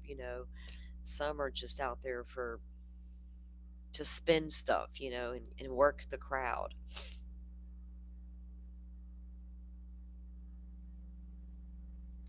All eyes, I hear you, man. She says the fact that a child can just disappear into thin air is terrifying. It is your worst fear as a parent, isn't it? I don't think my heart or brain would ever work right again if I couldn't find one of our girls, especially with Betty Betsy's running amok. I agree. Um, that not knowing, right? You can never find them, and never knowing what happened. Don't know how you live with that. I don't know how moms do that. It's very different. I mean, I guess I have lost a child, so I understand that aspect of it, but not knowing part. I can't sit with that, and I have thought about that so many times, unfortunately, right? Because when you go looking at the bad, you should always be grateful for what you do have. I may have lost, but at least I didn't. At least I know, right? Things like that. And I've thought about it, and that not knowing, and man, when mine were little, like could get away from you in this store real quick, like if you're not super careful, like stay with me. I got three littles, right? I need to get all three of y'all wrangled. Um, that it could happen so fast, I think was terrifying to all moms, especially when you realize when we're all raising kids that we are all super aware of that. Like when I was growing up, it wasn't a big thing and it wasn't talked about a lot. There wasn't mass media for everyone to know, hey, it's actually happening all over the country at the same time, right? It's sporadically reported or just made the national news here and there, depending on how horrific the child was murdered or whatever. I couldn't imagine the not knowing and not having a damn solid lead, not even from your child's social, if they had a social media account, right? Or their phone or their game or whatever they were doing. The fucking neighbor, right? Sebastian liked cats. There was a cat that had a neighbor. There was a neighbor that had a cat. He always ran out after that cat. So I wondered, well, damn, did he go outside to do something with that cat or to go get that cat? That cat runs off and he follows the cat, ends up at the construction site, and I don't know what after that. Do they run off into the woods and end up in one of those caves? Did they fall into a well like little baby Jessica? Like what? I don't know. Did he say to somebody, you know what, I'm 15 years old. There's a lot going on at home and in my life. I'm not cool with a lot of it. There's a lot of changes that are about to happen that I don't want to happen. And that new friend says, well, I can help you. Just let me come and get you. And that's all it's going to take. Especially if trust had been formed. But according to the family, he didn't have all that social media, Xbox Live account and all that. Turns out his daddy did and worked many, many, many hours and left the boy at home unattended. Then again, he was a teenage boy, but like I said, teenage boy with access to an account come to find out. So I don't know what the law enforcement knows. Like, did he meet somebody online, right? Like playing one of his games? Did he possibly meet somebody online? But you would think if they had that kind of information from the devices or like the Roblox or whatever he was into, Fortnite, Minecraft, I don't know if he what he was into. If that could lead to anywhere, I felt like that would be a lead, because I don't know where else Sebastian would have had the ability to have contact with somebody that way, unless I can tell you where every single predator in that town lives. And there's one that's super interesting to me because he lives super, super close. So I wondered, I wondered what the chances of running into him at the corner store were like. The community store where we stop at all the time. How many times did you run into them there and befriend from there? Hey, how are you? How are you? 14, 15-year-old boy don't stay in the house forever. They say he didn't like to go outside. Bullshit. That boy probably went outside. What did he do? Did he wander around the neighborhood? Did he have a friend close by? I hope that house was checked thoroughly, because if I was a cop in Sumner County, it would have been the first place I went to. They claim they did, so I'm going to have faith that they did.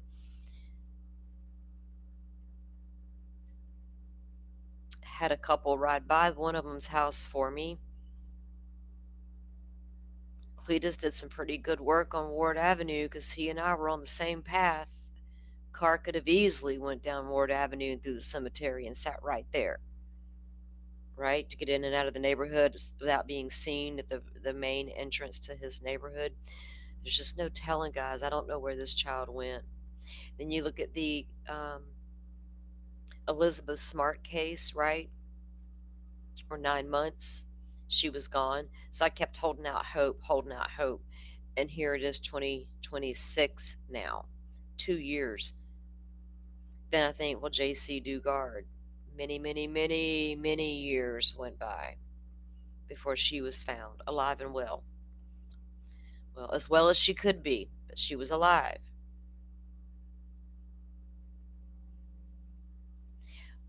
There's a good butterfly right there.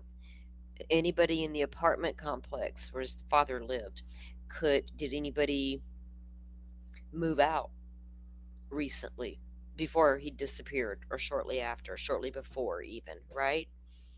Because you're not going to kidnap and take there if you're that close. You need to move on. Because it's weird that somebody could even take a child these days and get far with them, especially if their photos being put out everywhere. And not everybody's on social media, right? They're just simply not. As much as we want to think they are, they're not. People who don't ever pick up and turn on YouTube, never open up a TikTok. All they see is what they see on TV, on their local news, or whatever they watch on cable news networks, right? So we kept saying the most important thing we can do is share their photos, share them. And everybody kept saying, call TBI, call the FBI, develop all these. Here's what I always said, especially for Sebastian Rogers' case, especially because he is autistic. They react different. Don't approach, don't run up on them, right? Oh my God, are you Sebastian? Don't. If you'd done that to Elizabeth Smart, she would deny she was Elizabeth Smart. And she did do that when the cops asked her. She said she was not Elizabeth Smart.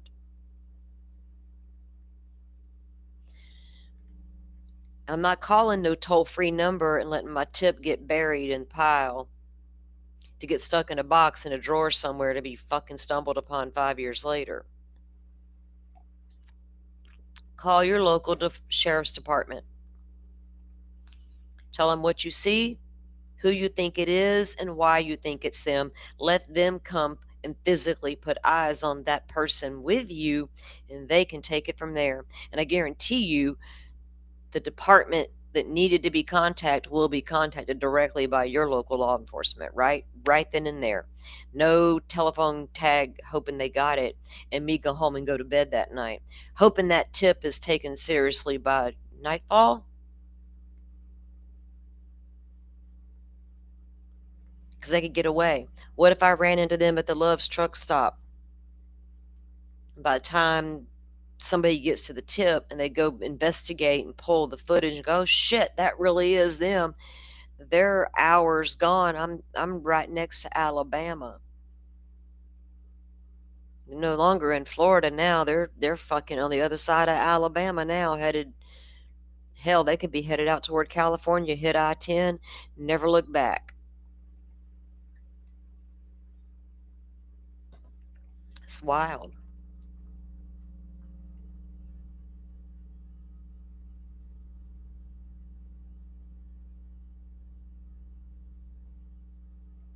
Right, all eyes. We can't learn from it if under these circumstances. And that's my thing.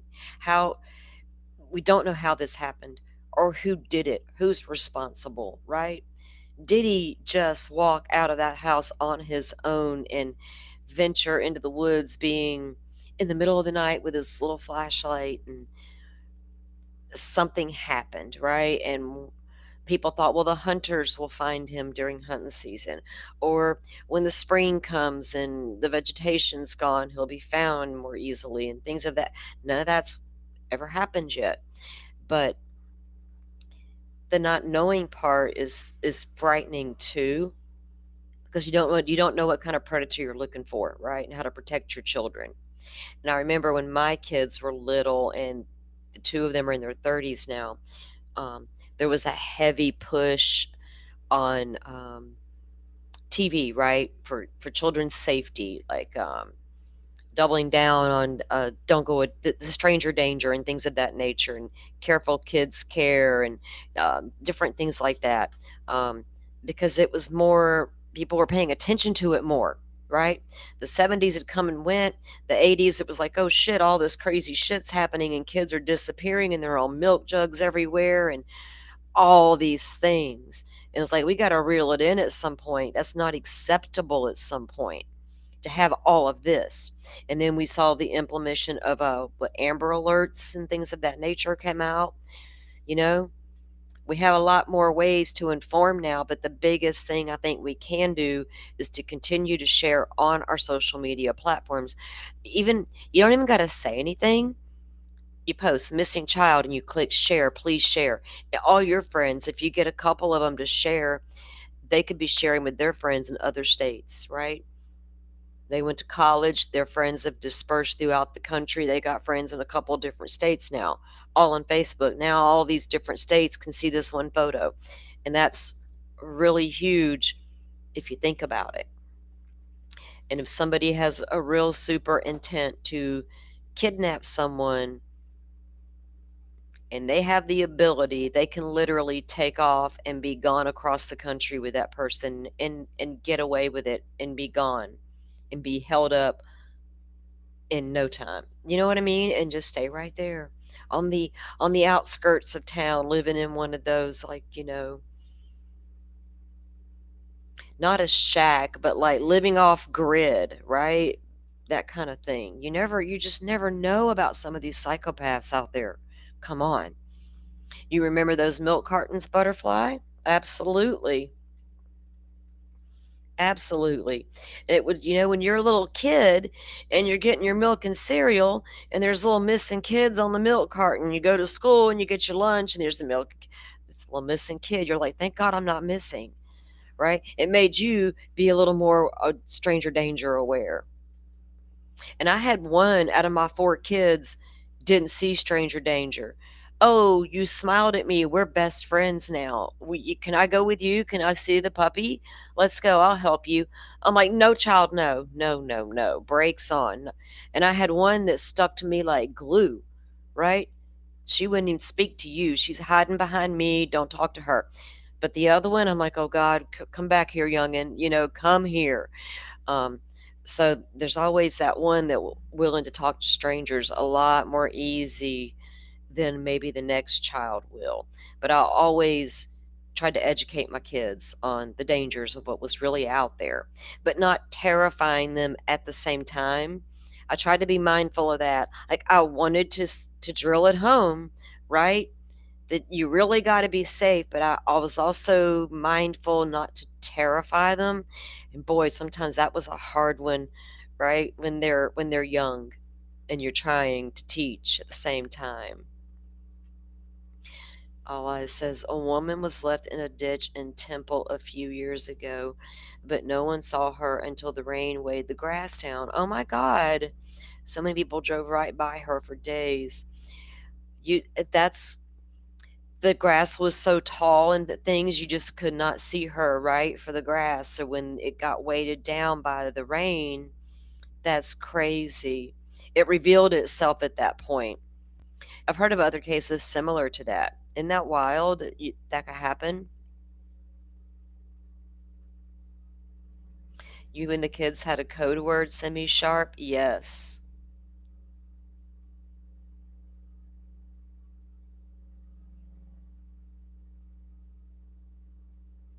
Oh, wow. All eyes. Boomer media, aka mainstream media.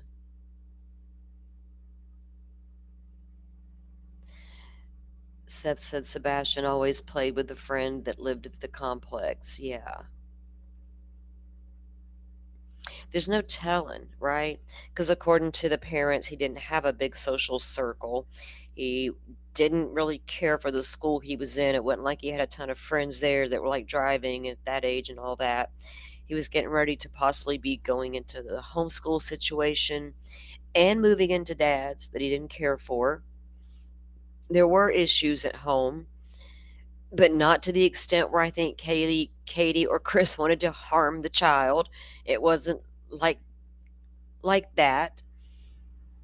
Like all these cases have weird circumstances. Which reminds me, hell, how am I forgetting this? Okay, I was trying to avoid the subject so I don't hurt my brain. Well, not really. Hang on a second. Hold on. The dangers. Uh-oh.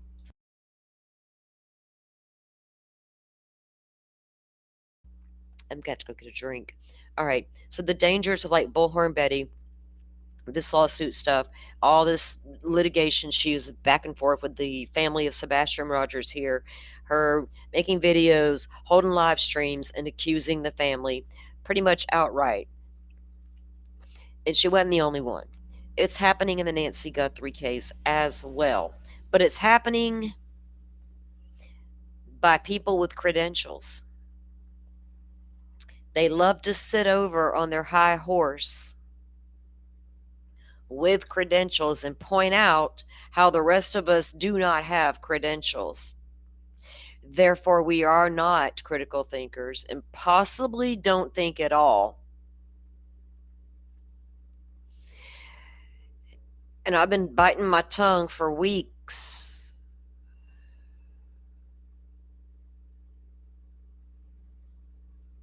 And then you started going to the little Brian Enton for no reason. Because you got pushed back on your weird theory. Okay. So, in the Nancy Guthrie case, the family is absolutely being blamed. Or no, that's not how they're framing it now. That's been theorized and discussed because that's what critical thinkers do. It has to be considered. It was like a long time ago, right? Because critical thinkers think about a lot of different scenarios and they don't get stuck on one, which we refer to as tunnel vision. So, after Dr. Gary Mercado went on Brian Enton's little special and doubled down and talked openly about his possibly staged theory, the blood, even down to the blood, he had to explain his theory, right? That was not his only theory, that Brian Enton and the powers that be pretty much would cherry pick the interview, pick out what they want.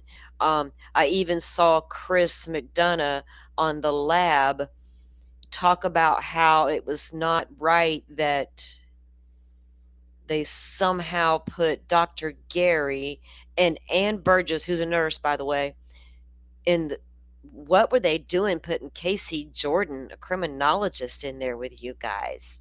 What the fuck, dude? Could you be more arrogant?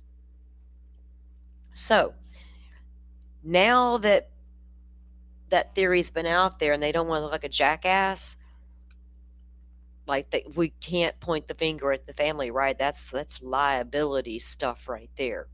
Now the doctor wants to make it clear that his theory is just a theory and you are not thinking properly if you don't at least consider it. So the doctor also considers the theory of the host of the show that he goes on a lot, that something's up with Annie and Tommaso. And now people think that because, okay, Aaron Cross went on Enton recently, and he said a couple of things that needed some clarification. And one thing he said, and there's a Twitter post to talk about the clarification. At one point, he said that the family, that the detectives didn't show up for hours. Like the family was there for hours before detectives got there and trampled through things. And it's the way he said it. People took it to absolute as gospel. Did he say when first responders had got there, the beat cops, the cruisers, the guys that roll up in the cop cars, or the little detective team assigned that was sent by Nanos, right, that showed up probably hours after the actual cops got there? So that's what they're missing. For some reason, they can't critically think enough to even ask that one simple question, because that was my first question. Well, wait a minute, are we talking the detectives Nanos sent in, the homicide team, or are we talking about the first cops that got there that took the report from Annie? Okay, there's that. He also said on that same episode that the family made it clear that Nancy was a walkaway. He misspoke.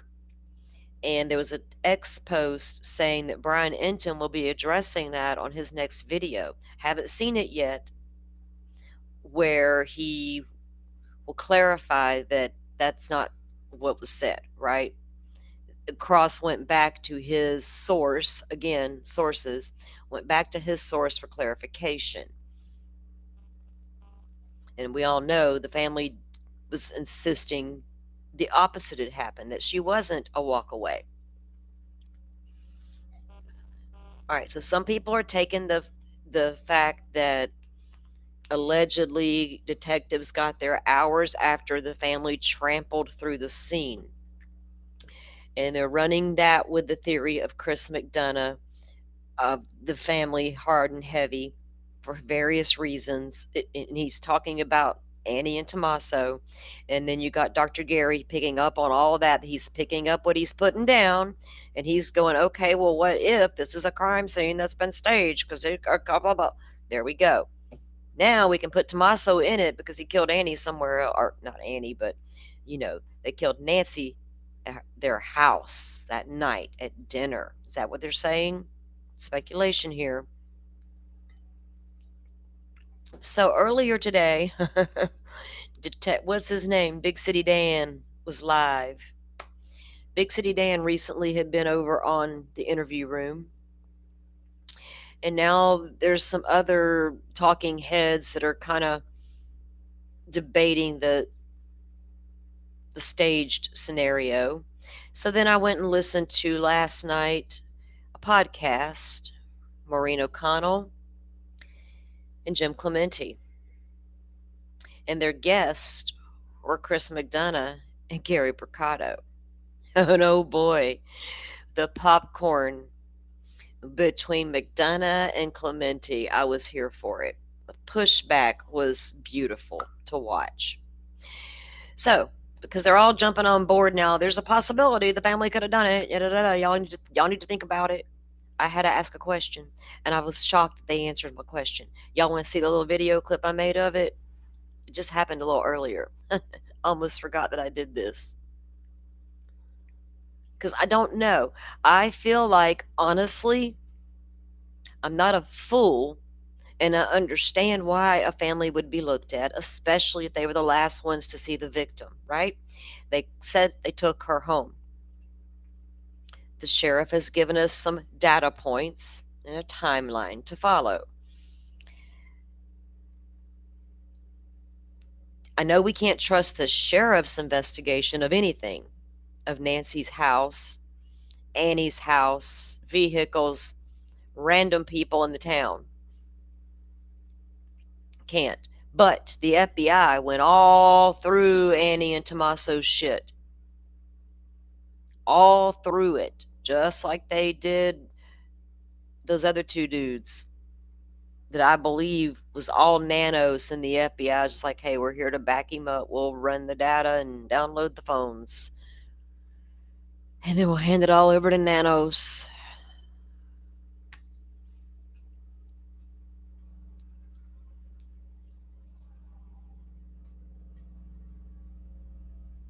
You missed that. I'm fixing to share. Okay. So what happened was they were live earlier. Okay, let me pull it up. Okay, so the FBI went all through Annie and Tommaso's house, right? They went through all their vehicles. They took that one vehicle completely apart. They got down to the infotainment system, all the things about it. Nothing was there to indicate they did anything. Because if there had been, they would have been arrested. They would have been brought up on some charges. Tampering with the evidence, anything they could have got them with, they probably would have got them with it.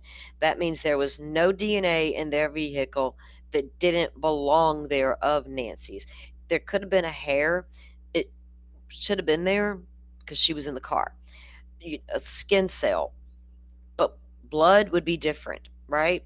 Yes, we know she easily bleeds, but still, there's blood in your car. That's not cool. That would have been a red flag. We saw how heavy they were in the garage. Remember when the FBI went back into the garage and they were taking all the photographs and doing all the things? They were searching in broad daylight.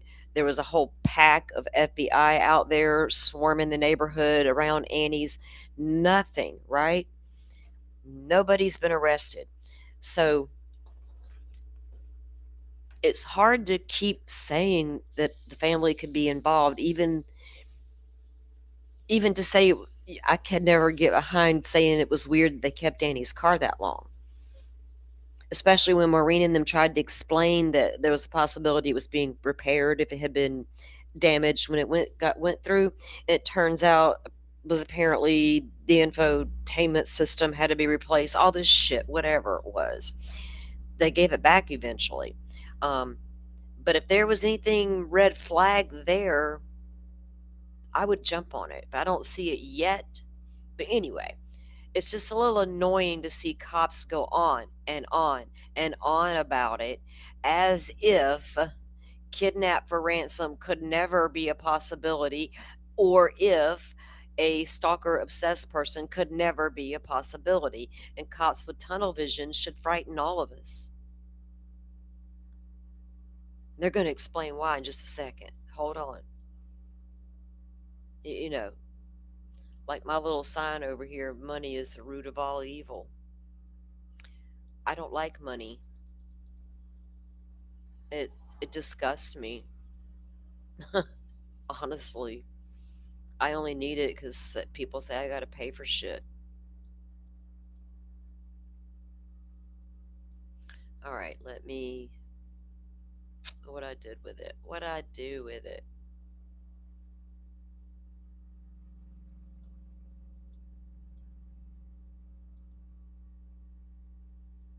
Let me take this down.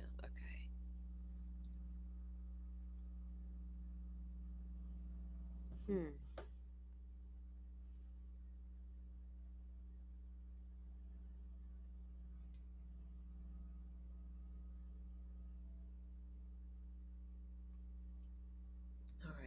me go look at it this way because something's not quite. There we go.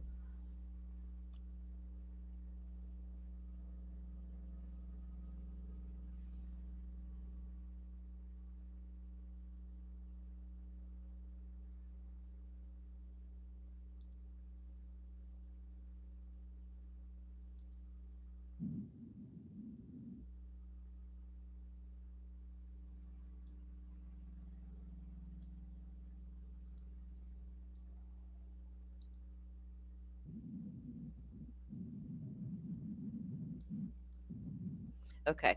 I these guys have a channel, and I was not aware of their channel till recently, so don't ever go over there. I just they were live today, and so I went in, and I know that I went and subbed up to their channel the other day when I saw them. I guess I saw him on the interview room with Maureen, or I saw him somewhere with Maureen, whatever. And so I guess that's when I subbed up. So I got a notification they were live. So this is when they were live today. Chat from Salty Sleuth about do we believe the family from Nancy Guthrie's involved? It wouldn't be that I'm not preface this by saying I don't know for certain, but how many times have we seen is our own cases families involved? I mean, we've seen sons, we've seen husbands, we've seen wives, we've seen daughters be Absolutely, involved. So I mean, yeah, I would not be surprised. I think that's the safe way to say it. I would not be surprised. Right. Nothing surprises us on these cases. Because why? Because money is the root of all evil, and people will do crazy things when it comes down to money. We've seen it over and over again.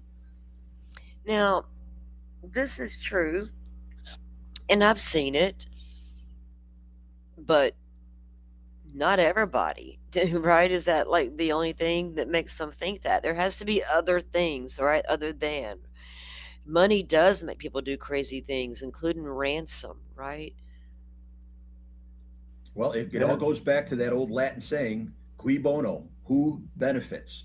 Who could possibly benefit from something happening to an 84-year-old woman?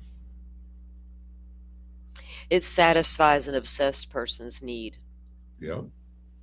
Are we talking life insurance policies? Are we talking, is the house paid for? Is there, if the house is sold, from what I understand, it's like an over $1 million home. And again, I'm not making an allegation against the family of Nancy, but it's stuff as homicide detectives that we consider.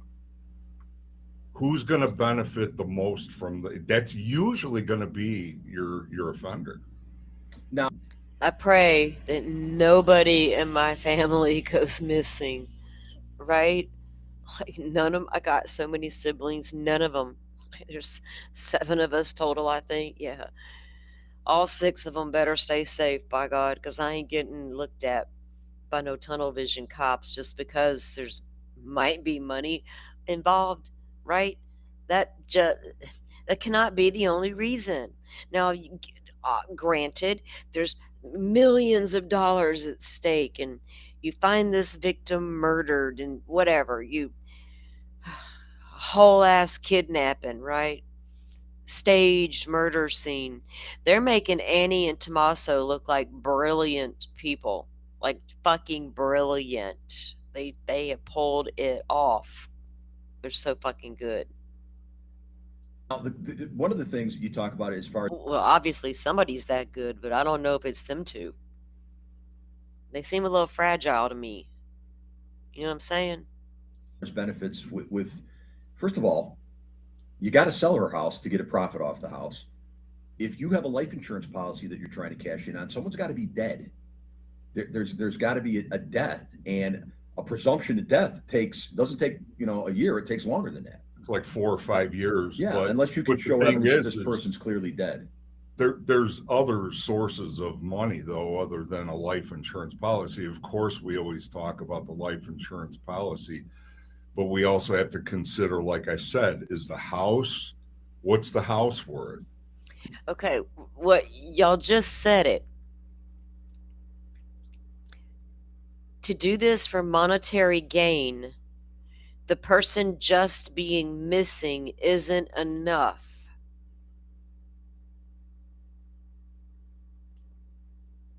First, you got to declare the person dead. And depending on your state, depends on, there's varying laws. I know a mother right now who needs to declare her daughter dead if she wants certain things done, but she's not there yet.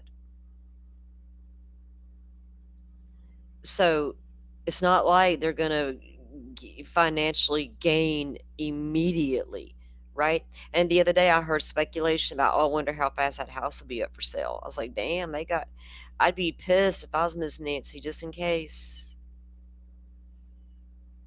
Just like, everybody got me chalked up to being like this invalid that cannot walk, ready to sell my house, mad at my javelinas. Does that get sold? Right. Even a car, you sell the car off. Jewelry, there's all kinds of things that come into play. Property and stuff that can be liquidated rather quickly. Lordy, they got Savannah and Annie, and they're going through all Miss Nancy's jewelry now, liquidating it. What? So there's the motive for why a family would do it, right? Like the Dr. Gary calls it, the elimination murder. He's so proud of coining that phrase, the elimination murder. I need you gone because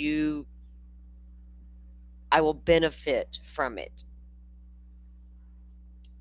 It's for money, or something that I did last summer, right? I'll benefit with your demise.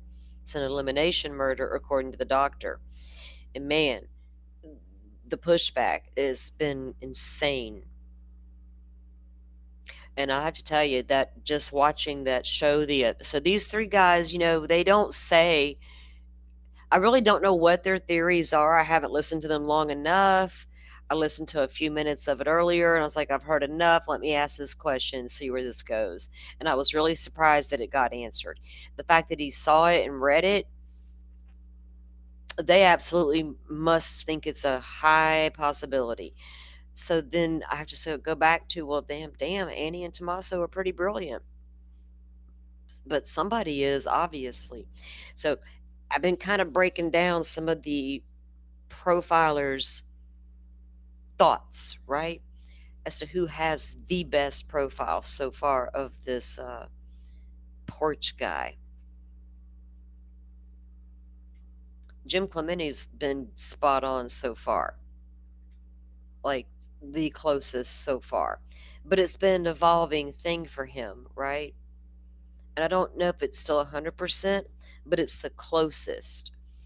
But that theory does not involve family members, right? Like with Elizabeth Smart being gone for 9 months, I always remind y'all about how I watched her dad get drugged for those entire 9 months. He did it. He had to do it. He had to do it. He this, he that. Poor guy, and he kept coming back for more. That made me admire Ed Smart, I mean top to bottom, because before Elizabeth Smart, there were kids that went missing, and unfortunately, the parents were responsible. Susan Smith comes to mind as one of many, but it had happened. So obviously, it could not be taken off the table, but nothing indicated it.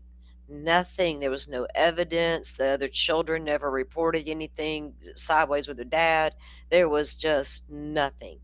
And other suspects looked at and nothing, right? And it just continued to the point they ended up forcing poor Ed Smart out of the closet. He was a homosexual Mormon man married to a woman with like 5 kids. But nobody knew he was a homosexual. But he did. But somebody found out. That was the only thing they ever could get Ed Smart on. But he did not care. He continued to go right back out there and get right in front of that camera and say, help me find my daughter.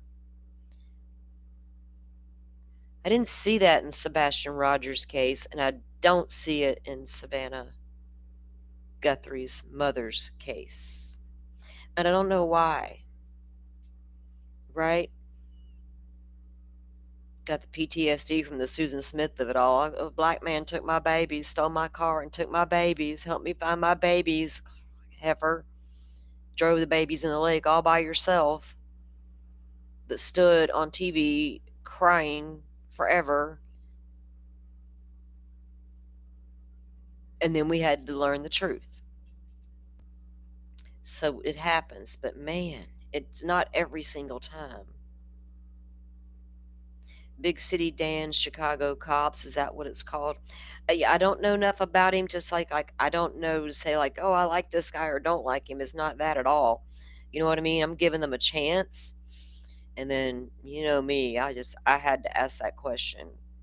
I almost did a call-in show yesterday to ask that question, but I decided I'd change my mind because I think somebody will think it's just me coming in sideways.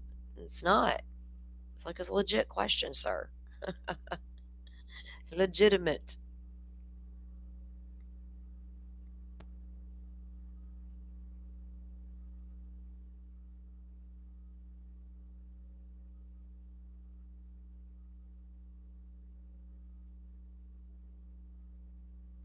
Yeah, butterfly. You can't always that battle that these parents go through with law enforcement sometimes about what to put out there and not. You know, when is it time to release more versus not, and what actually helps and what don't, right? Like when Elizabeth Smart's sister remembered the voice of the man that she heard and could put the name with it, and then they come up with their composite drawing, their sketch and everything. Yeah, it was him. I can only imagine how she felt because she was so young. Like, why didn't I remember sooner, right? I hope she didn't experience that too much. I think Elizabeth would have helped her get there because Elizabeth's still going strong on her YouTube channel, putting out content, helping victims, right? I'm so proud of her because I followed that case from beginning to end, right? And still follow her to this day. And to see what she's chose to do after what happened, man, oh man. Yes, okay, butterfly, I wanted to test this. Let me see something here. Let's see. If I did this,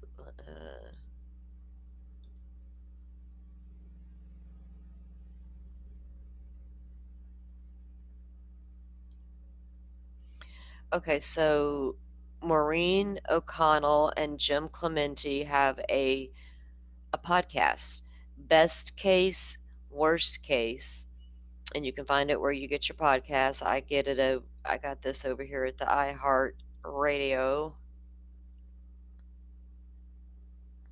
And there's 2 episodes, I think it is. One was May 5th. It's called When Great Minds Meet, episode 488. And then it flows into a part 2, episode 489, which aired on May 7th. Okay, so it's Maureen O'Connell, Jim Clementi, and the guests are Chris McDonough and Gary Bricado. And I wanted to see if this would work. What's going on here?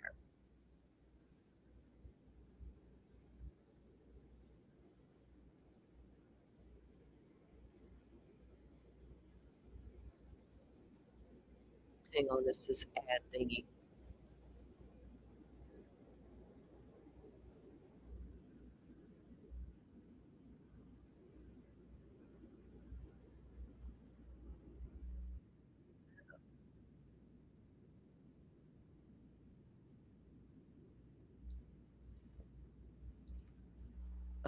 Hang on.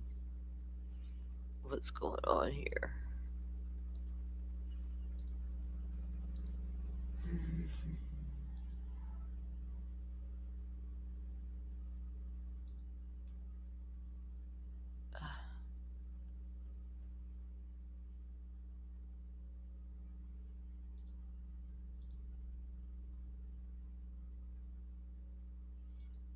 Hmm.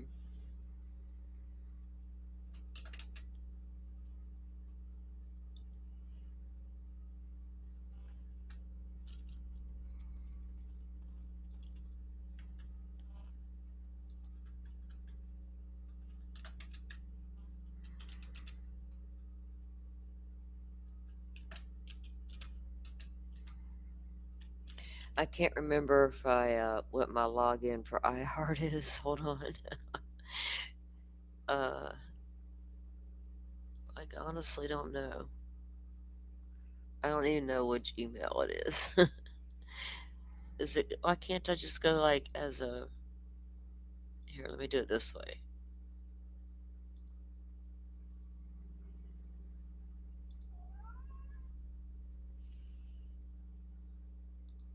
Is it letting me get in there? Let's see. What the hell?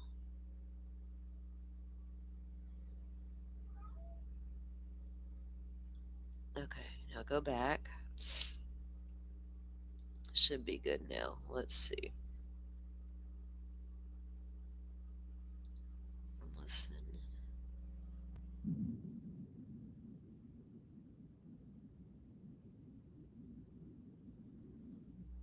Ugh.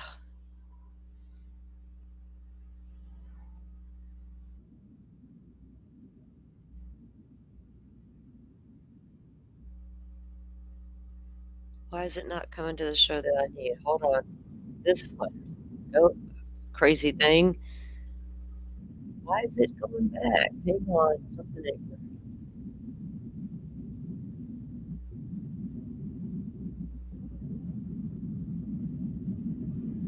Okay, let me see. Why is it doing this? I was trying to pull it up to see if we could listen to it, right? I wanted to see if it would work, but every time I click the one we need to listen to, it starts playing another one. It's weird. There it goes again. What the hell, weirdo?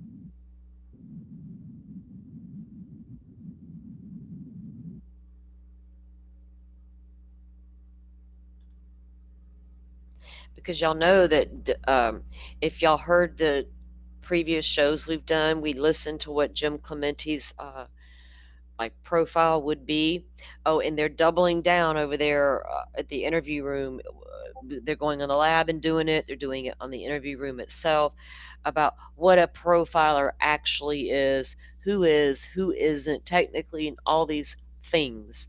Jim Clementi is an actual profiler, FBI profiler. And I don't know where they're, you know, I don't know what these two think. Oh, I do, but it's whatever.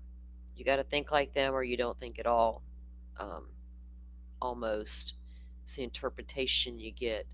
All right, let me try to figure out why it's not letting me play this particular one first.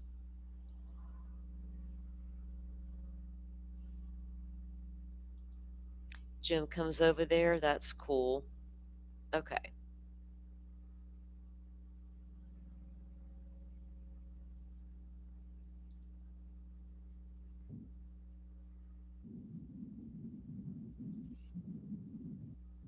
I don't know why it's doing that. That's driving me crazy. If I click the one above it, does it go back to the other one? It's wild. It's wild. Okay, so let me click listen. What happens?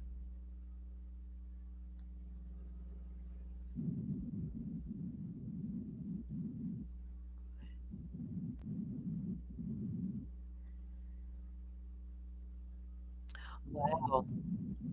Each time I bring up part one or part two, it starts to play for a second and automatically goes to a different show.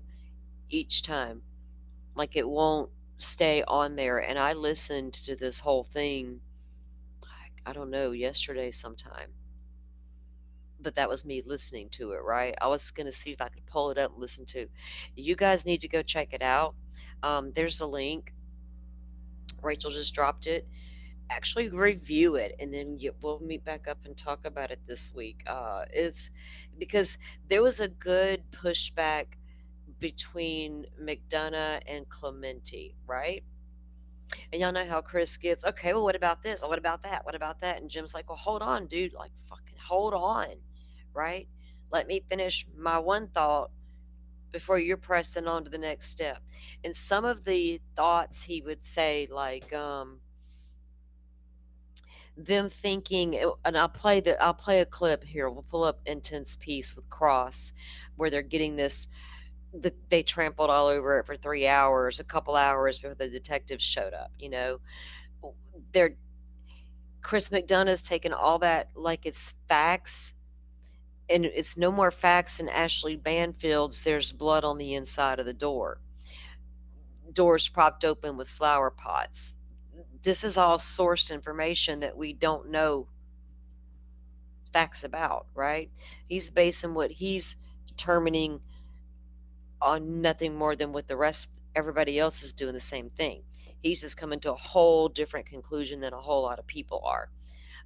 And the only reason I can think that they continue to even go down the path that it has to be family at all costs is, why can they not wrap their head around the ransom thing? And Gary Bricado even said, where was I watching him at? Was it on the lab?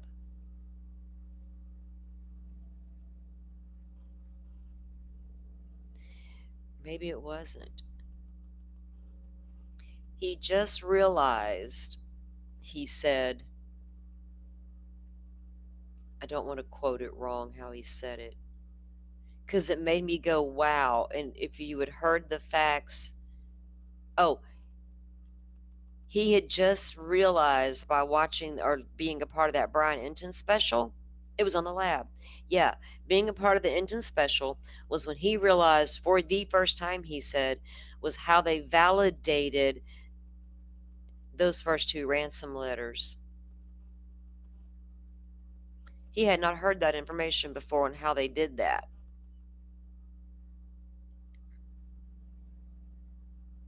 And it wasn't, they could have known because the media would have reported the broken floodlight. The media reported the watch. It specifically said the unusual place the watch was left. But like, he didn't know any of that until just the other day, thanks to Brian Enton's show, the one he's now throwing shade at, right? It's just an Enton piece. They picked out what they wanted. They made me look like a bloomin' ass idiot that I said they could plant blood on the porch. And those two guys, the guys who were just watching, the Big City Dan dude, they all went right on board with that. Yep, could have been put up there with a baster. The blood is the easiest thing to stage. They went through a whole spill over on the podcast with Maureen about that blood and how it wasn't staged. It's very good, and I think y'all should really, really take a listen. That the Apple link. I don't have Apple. I'm a what's that other thing? Android. I got the Samsung phones, so I pull up my podcast, on my phone or on the PC. But I usually grab iHeart. It's easiest, and yeah. So wherever you guys get your podcast, you should be able to find it. Worst case, best case, worst case is on Spotify as well. There's the Spotify link. There's your Apple link. So yeah, you guys definitely check that out. Let me get this Enton piece pulled up where he talks about, and I know that, and I'm not blaming, Aaron Cross for coming out and saying things that weren't true. I'm saying that sometimes we really have to take things with a grain of salt until we learn more, right? And with that said, Pima County's got their commission meeting, I think, on Tuesday. Okay, so let me see here on this, the right timestamp.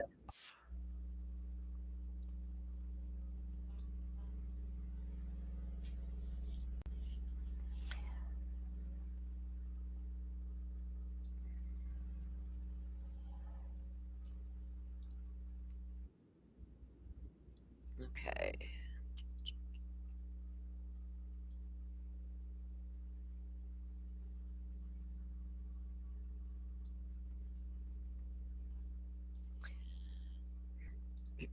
So the X post refers to this video saying that Enton's supposed to do a follow-up video and correct the record about Cross's statement here.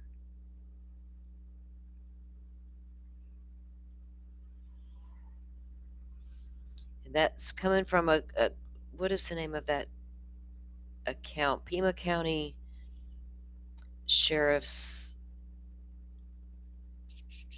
not association, it's some, there's two of them, and this one is like real anti-nanos. It's the best way to put that. Okay.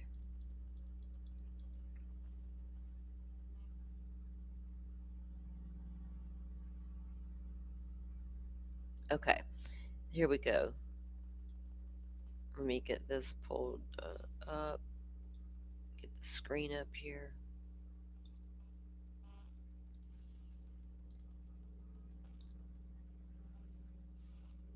Okay. Again, this was Sergeant Cross over on Brian Enton's show. Do you still have faith that this will be solved? I think so eventually. That's just the question is how long will it take? Are we talking months? Are we talking years? I feel bad for the investigators. They were put in a big hole. They got to the scene late. The family had already been on scene for a few hours, and moving things, trampling things, whatever. When people are going, the investigators got there a few hours later. Oh, see, and they're acting like Annie and Tommaso went in the house and ran around for a few hours, calling up Savannah. Oh, we called hospitals. Well, I'm going to call hospitals too, because why? Me calling them wasn't good enough. That would have been, never mind. That's the whole thing, right? I don't know what they're thinking. That doesn't mean they didn't call the cops right away. That they weren't there. We fucking, oh lordy. Going through looking for their mother, and then you had patrol assets, search assets on the grounds. And so when you're talking about a case where the perpetrator is pretty careful and doesn't leave a lot of things behind, that means you need to preserve what you have even more. But again, it's hard to blame the searchers because the family was pretty insistent that this was a walkaway as well.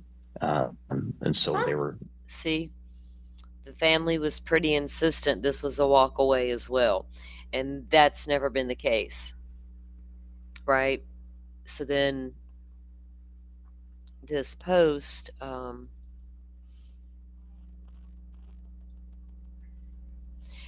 I mean, that's that's a fact everybody knows already, that the sheriff was the one that said that.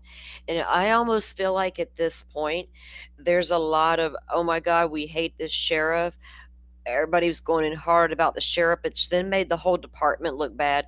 Then we learned how bad the little detective team really was. Now it's, oh wow, our friends are actually looking bad. The department as a whole.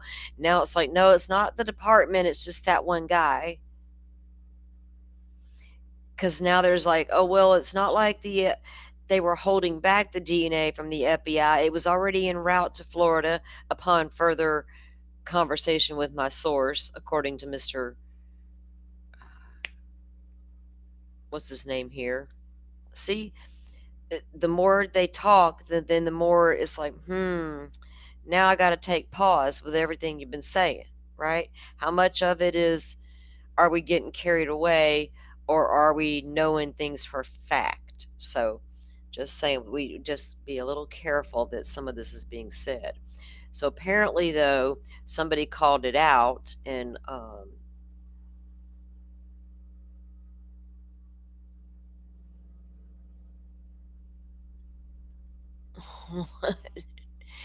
every single time I come on the twits.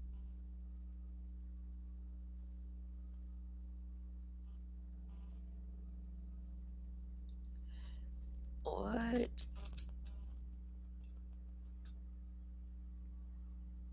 Okay, so. Oh, I know where I did. Let me get it this way, that way, because I have it saved so I could get to it easily, and here I am struggling to find it like I didn't know where it was. Okay. It's saved right here. Okay, here it was this comment they left. Okay.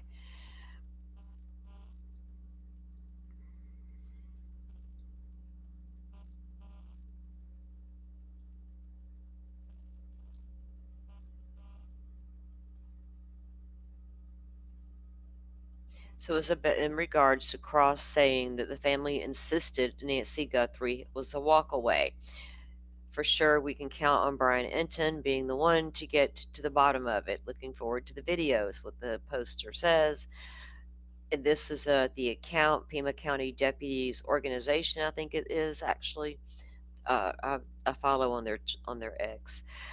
It says, after speaking with the source further, it was determined to be a miscommunication. The family on scene initially believed Nancy may have been taken away voluntarily to a hospital. Brian has been advised and will address on his next show. Apologies to all for the error. We will always clarify and correct when we identify mistakes. Now, the family thought she was voluntarily taken away to a hospital because Savannah said, remember when Savannah did the interview with Hoda and mentioned that's when we learned the back doors were allegedly left open, propped open, right? And they're trying to figure out in their mind, why would these damn back doors be open? Did paramedics come? Were they trying to take her out the back door? That doesn't mean that's what they thought happened. It was one of the things they were running through their minds, and that came out in the interview. So that was, discussed. It also came out in the interview, I've already called all the hospitals. Yeah, well, I'm going to call them too. I'm thinking, did Annie not call the right hospitals? Did she not ask the right question? Control freak much? I'm just saying. My take, not everybody's. See, everybody could have a lot of different takes on a lot of different things. That could have been just helping out, right? How many hospitals they got in the damn Tucson area?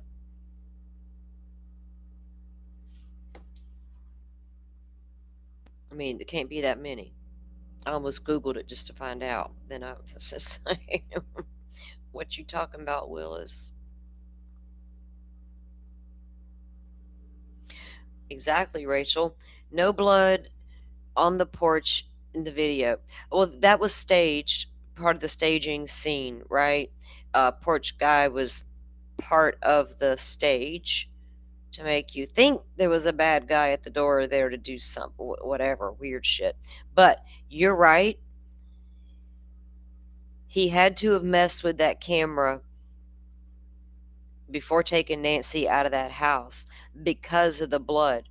Because if they brought Nancy out and she had the blood, like Jim Clementi has suggested, being on her knees, something happened, incident there. When they go back to retrieve the camera, they got to step all in that blood, right? And that didn't happen. So I've always now, because like, why were those back doors propped open? Well, logic tells you probably that was going to be the way out. And I guess they realized that wasn't going to work with Nancy, right? Better to go out that front door. But he took the time to go get the camera off first because they knew it was already there, right? What was Nancy doing while he was out there getting rid of the camera out front? Because she hasn't come out the back. He can't take her out the back. That's a no-go. She's never going to make it, even with the cane. She's struggling. She's not going to do it.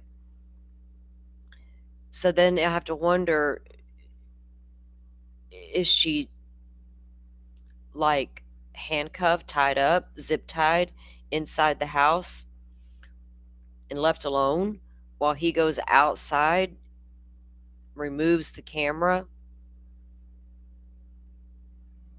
walkie-talkies the buddy to drive the car up, goes back in, retrieves Nancy, gets to the front door, she puts up one last fight, and then he injures her? Is she sitting in there quiet all that time, handcuffed? You know what I'm saying? Unless two people was in the house the whole time. The whole time. Who said they weren't? Or like, well, where was the car? The other person was probably in the car waiting to pull the car up, right? What if that car was just sitting out there in that dark and we just cannot see it from that camera angle of what little bit we see? So we're not going to see it, right? What if that second person went in? What if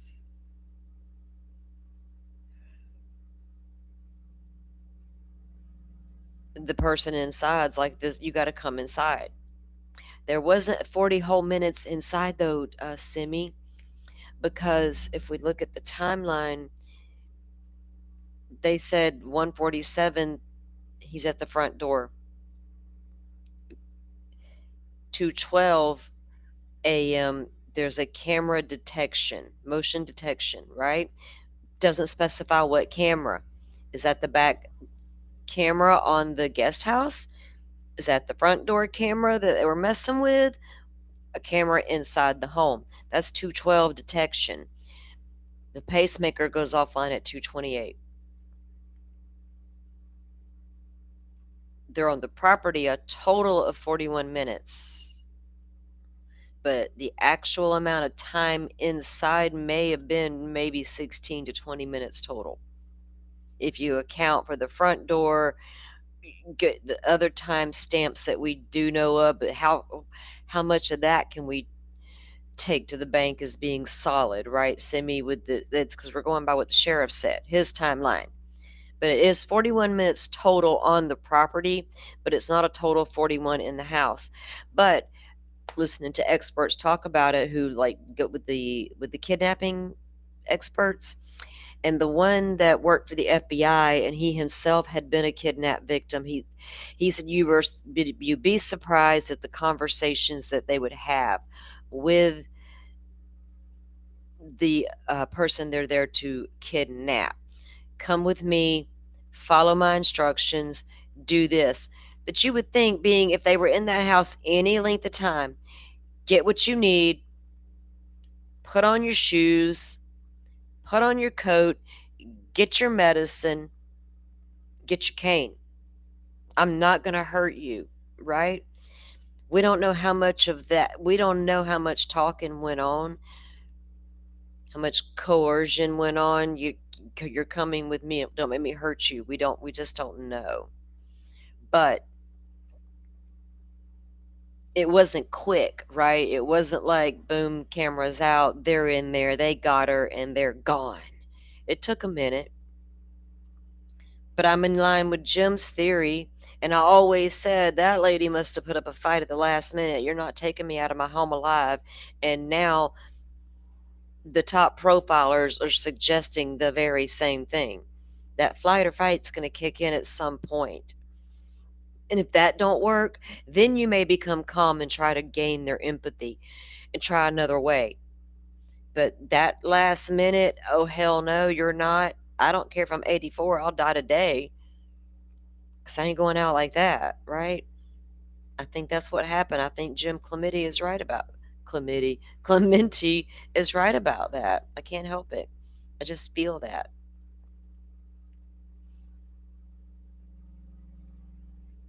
And I think 2 people were there too, at least one in the car. I don't know about being in the house. But what I don't know is why. There's 2 things I don't know. Why and where did you take Miss Nancy when you left the neighborhood? And when did you leave the damn neighborhood? I don't know if it was right away. I just, something in my gut is telling me it was not right away. So nonchalant. When you watch that video of the porch guy coming toward the porch, he's coming from the, if you're in Nancy's door looking out toward the road, he's coming from the left side. Car would have had to have been parked on the other side in the dark, because that whole side is no camera, all dark. This other side, garage, cameras, guest house, all lights, camera action kind of thing, right? He comes from that direction where all the action is. And I'm like, that was the weirdest thing to me. It's still a very weird thing to me. Like, I don't know if a car crept down the road and he hops out of the passenger seat and walks up that side of the driveway is why he comes from that direction. In the weird image that we see that the FBI released, the no eyes image, it appears he will be coming from the opposite side, just from the way he's standing. Kind of is a twist to it. See, he's not standing straight forward. He's kind of sideways a little. And I don't have the video uploaded. I could get it, but when he shows up, like, this is taken from when he walks up. He comes up from that left side, right? If you're looking out of the porch toward the street, he's coming up from that left side. It's so weird. And if there was a car out there in that driveway in the dark, whether a person's in it or not, I don't think we would see it. Do y'all think we would even see a glimpse of it? It's so weird.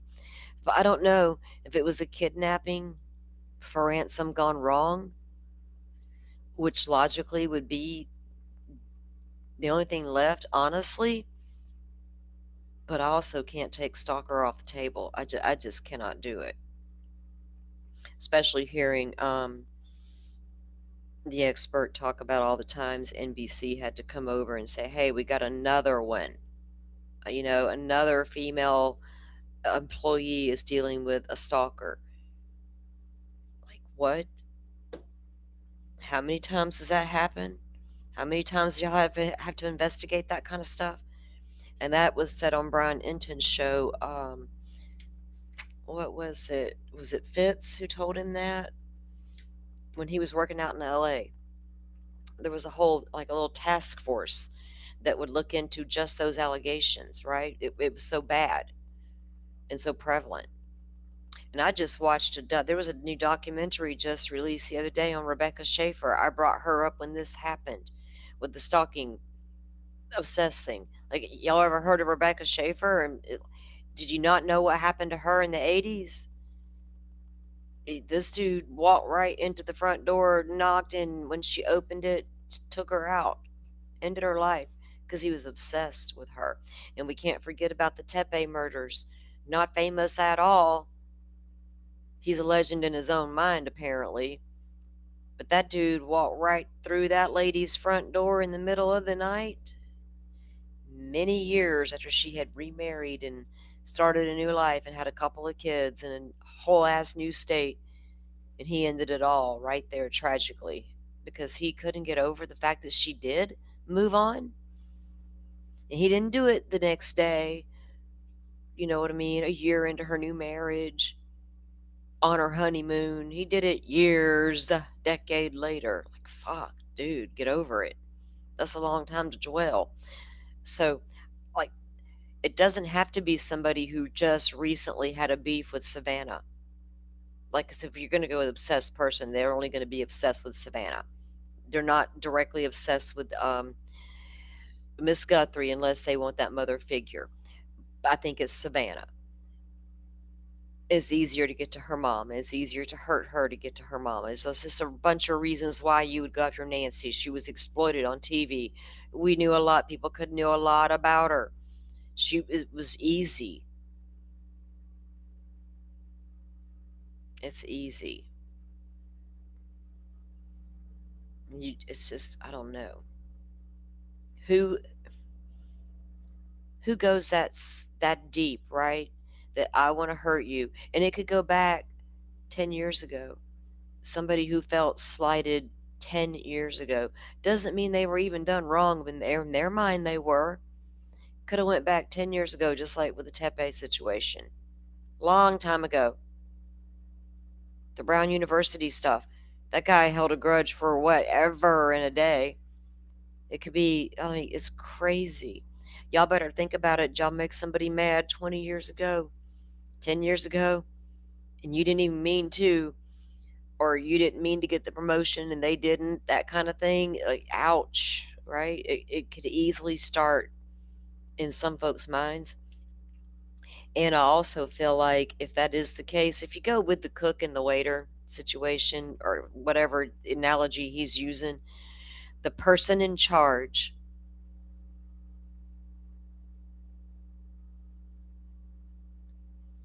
can be very mentally unstable yet very functionable at the same time. Do you know what I mean? Like, they won't present as a total lunatic. You would not know it, right?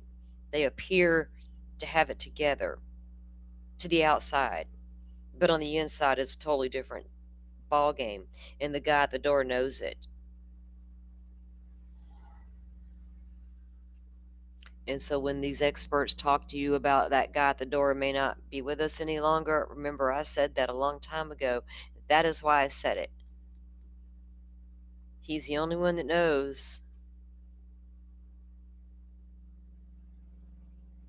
something. He might be the only one involved. I don't know. What do y'all think? What do y'all really think? Do y'all think he's a lone wolf? Or does he have a helper in some fashion, regardless of what your theory is? Kidnapping, robbery, obsessed person, whatever. One person, two person. You can put a 1 for one person, put a 2 for two people, and drop it in the chat.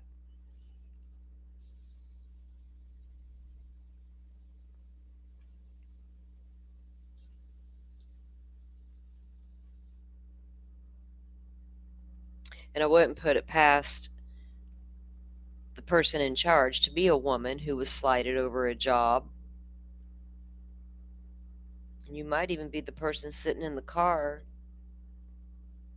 that'd be like, what the fuck did you do to her and why'd you make her bleed? Because men are rough, right? Something to think about. See, doctors, y'all aren't the only ones that can think, but how come my thought process is like, they're like, oh, that's weird. But their family dynamics, financial situations and all, they're about to sell off Nancy's house and liquidate all her jewelry, whatever paintings she may have in the home. Antique furniture is going to be, they're going to have an estate sale tomorrow. Watch out. JLR will be live on the street reporting. 2 people. My mods, thank you, my mods answered. Thank you. It could easily be one person, right? It easily could be, but I think a lot of us agree to, just because of the car driver theory, right? Because I know it's not going to take 2 people to get her out of the house. I mean, you could take 2 for good measure, but in reality, if you know what you're about to go in there after, one person can do it. Yeah. Simi says 2 people. Yeah. The 2 theories, right, Rachel? I mean, what? It's got to be one or the other. One holds more weight than the other. Like, honestly, the kidnapping for ransom holds more weight to me than my stalker kidnapper stalking theory, right? But you really can't explore that ransom theory because everybody is so honed in on the TMZ part of it. Even when people are starting to finally realize slowly, TMZ got there first and only, well, no, the very first one came 12 hours after the first TV station got theirs. They weren't the very first one to receive it. The TV station did. The TV station did not report it publicly. But guess who did and they knew would? TMZ. But why do it that way, right?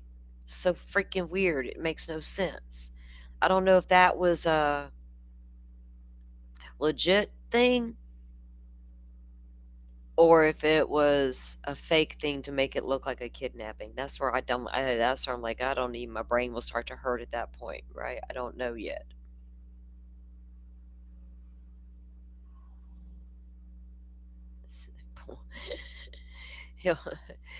Bullhorn Betty, I'll be behind him. Oh. All right, guys, I will be taking the day off tomorrow. I'm hoping, God, I hope the sun shines. I feel like I haven't seen the sun shine in 3 damn days. I hope it does. So I want to get outside and touch the grass and do all the things. Venture off down by the water somewhere. Get my peace. Get settled in for a week of true crime. I got a couple of things to bring this week that we need to talk about. We are also going to look at that Ray book presentation thing we were talking about yesterday, right? That he's going to be doing. We're going to review that part, all the Brian Koberger stuff, and see what he's got to say about the investigation part as far as I don't know what it's going to say because the book he's writing is not like a tell-all book about the Idaho case like the broken plea. It is a manuscript basically for law enforcement, right? On what to do and not to do in these cases. So it's along those lines, and it's that type of a book, and it's going to be part of the bigger presentation that he's giving at the Europe forensic show coming up during the summer. So we're going to do that this week as well. Yeah, Simi, I feel a snack coming on.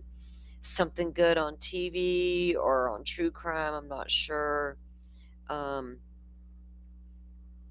crime says, as long as I'm not stuck on the highway in a storm. No.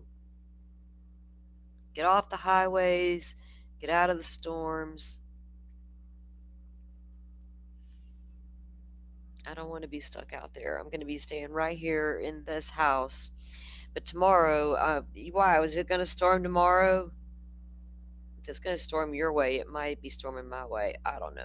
Well, I'll tell you what, if it storms all day tomorrow too, like it has today and yesterday, then I'll just find something else to do. Fine. I won't let it rain on my parade. I'll just relax all day. I'll do self-care all day. Instead of touching grass and getting my sanity back, I'll just do self-care instead.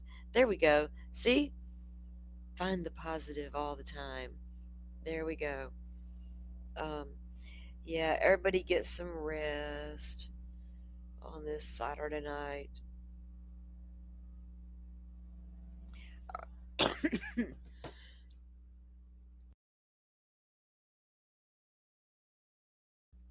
All right. Yeah, happy Mother's Day, everybody. Yes. I'm meeting up with my youngest one tomorrow afternoon.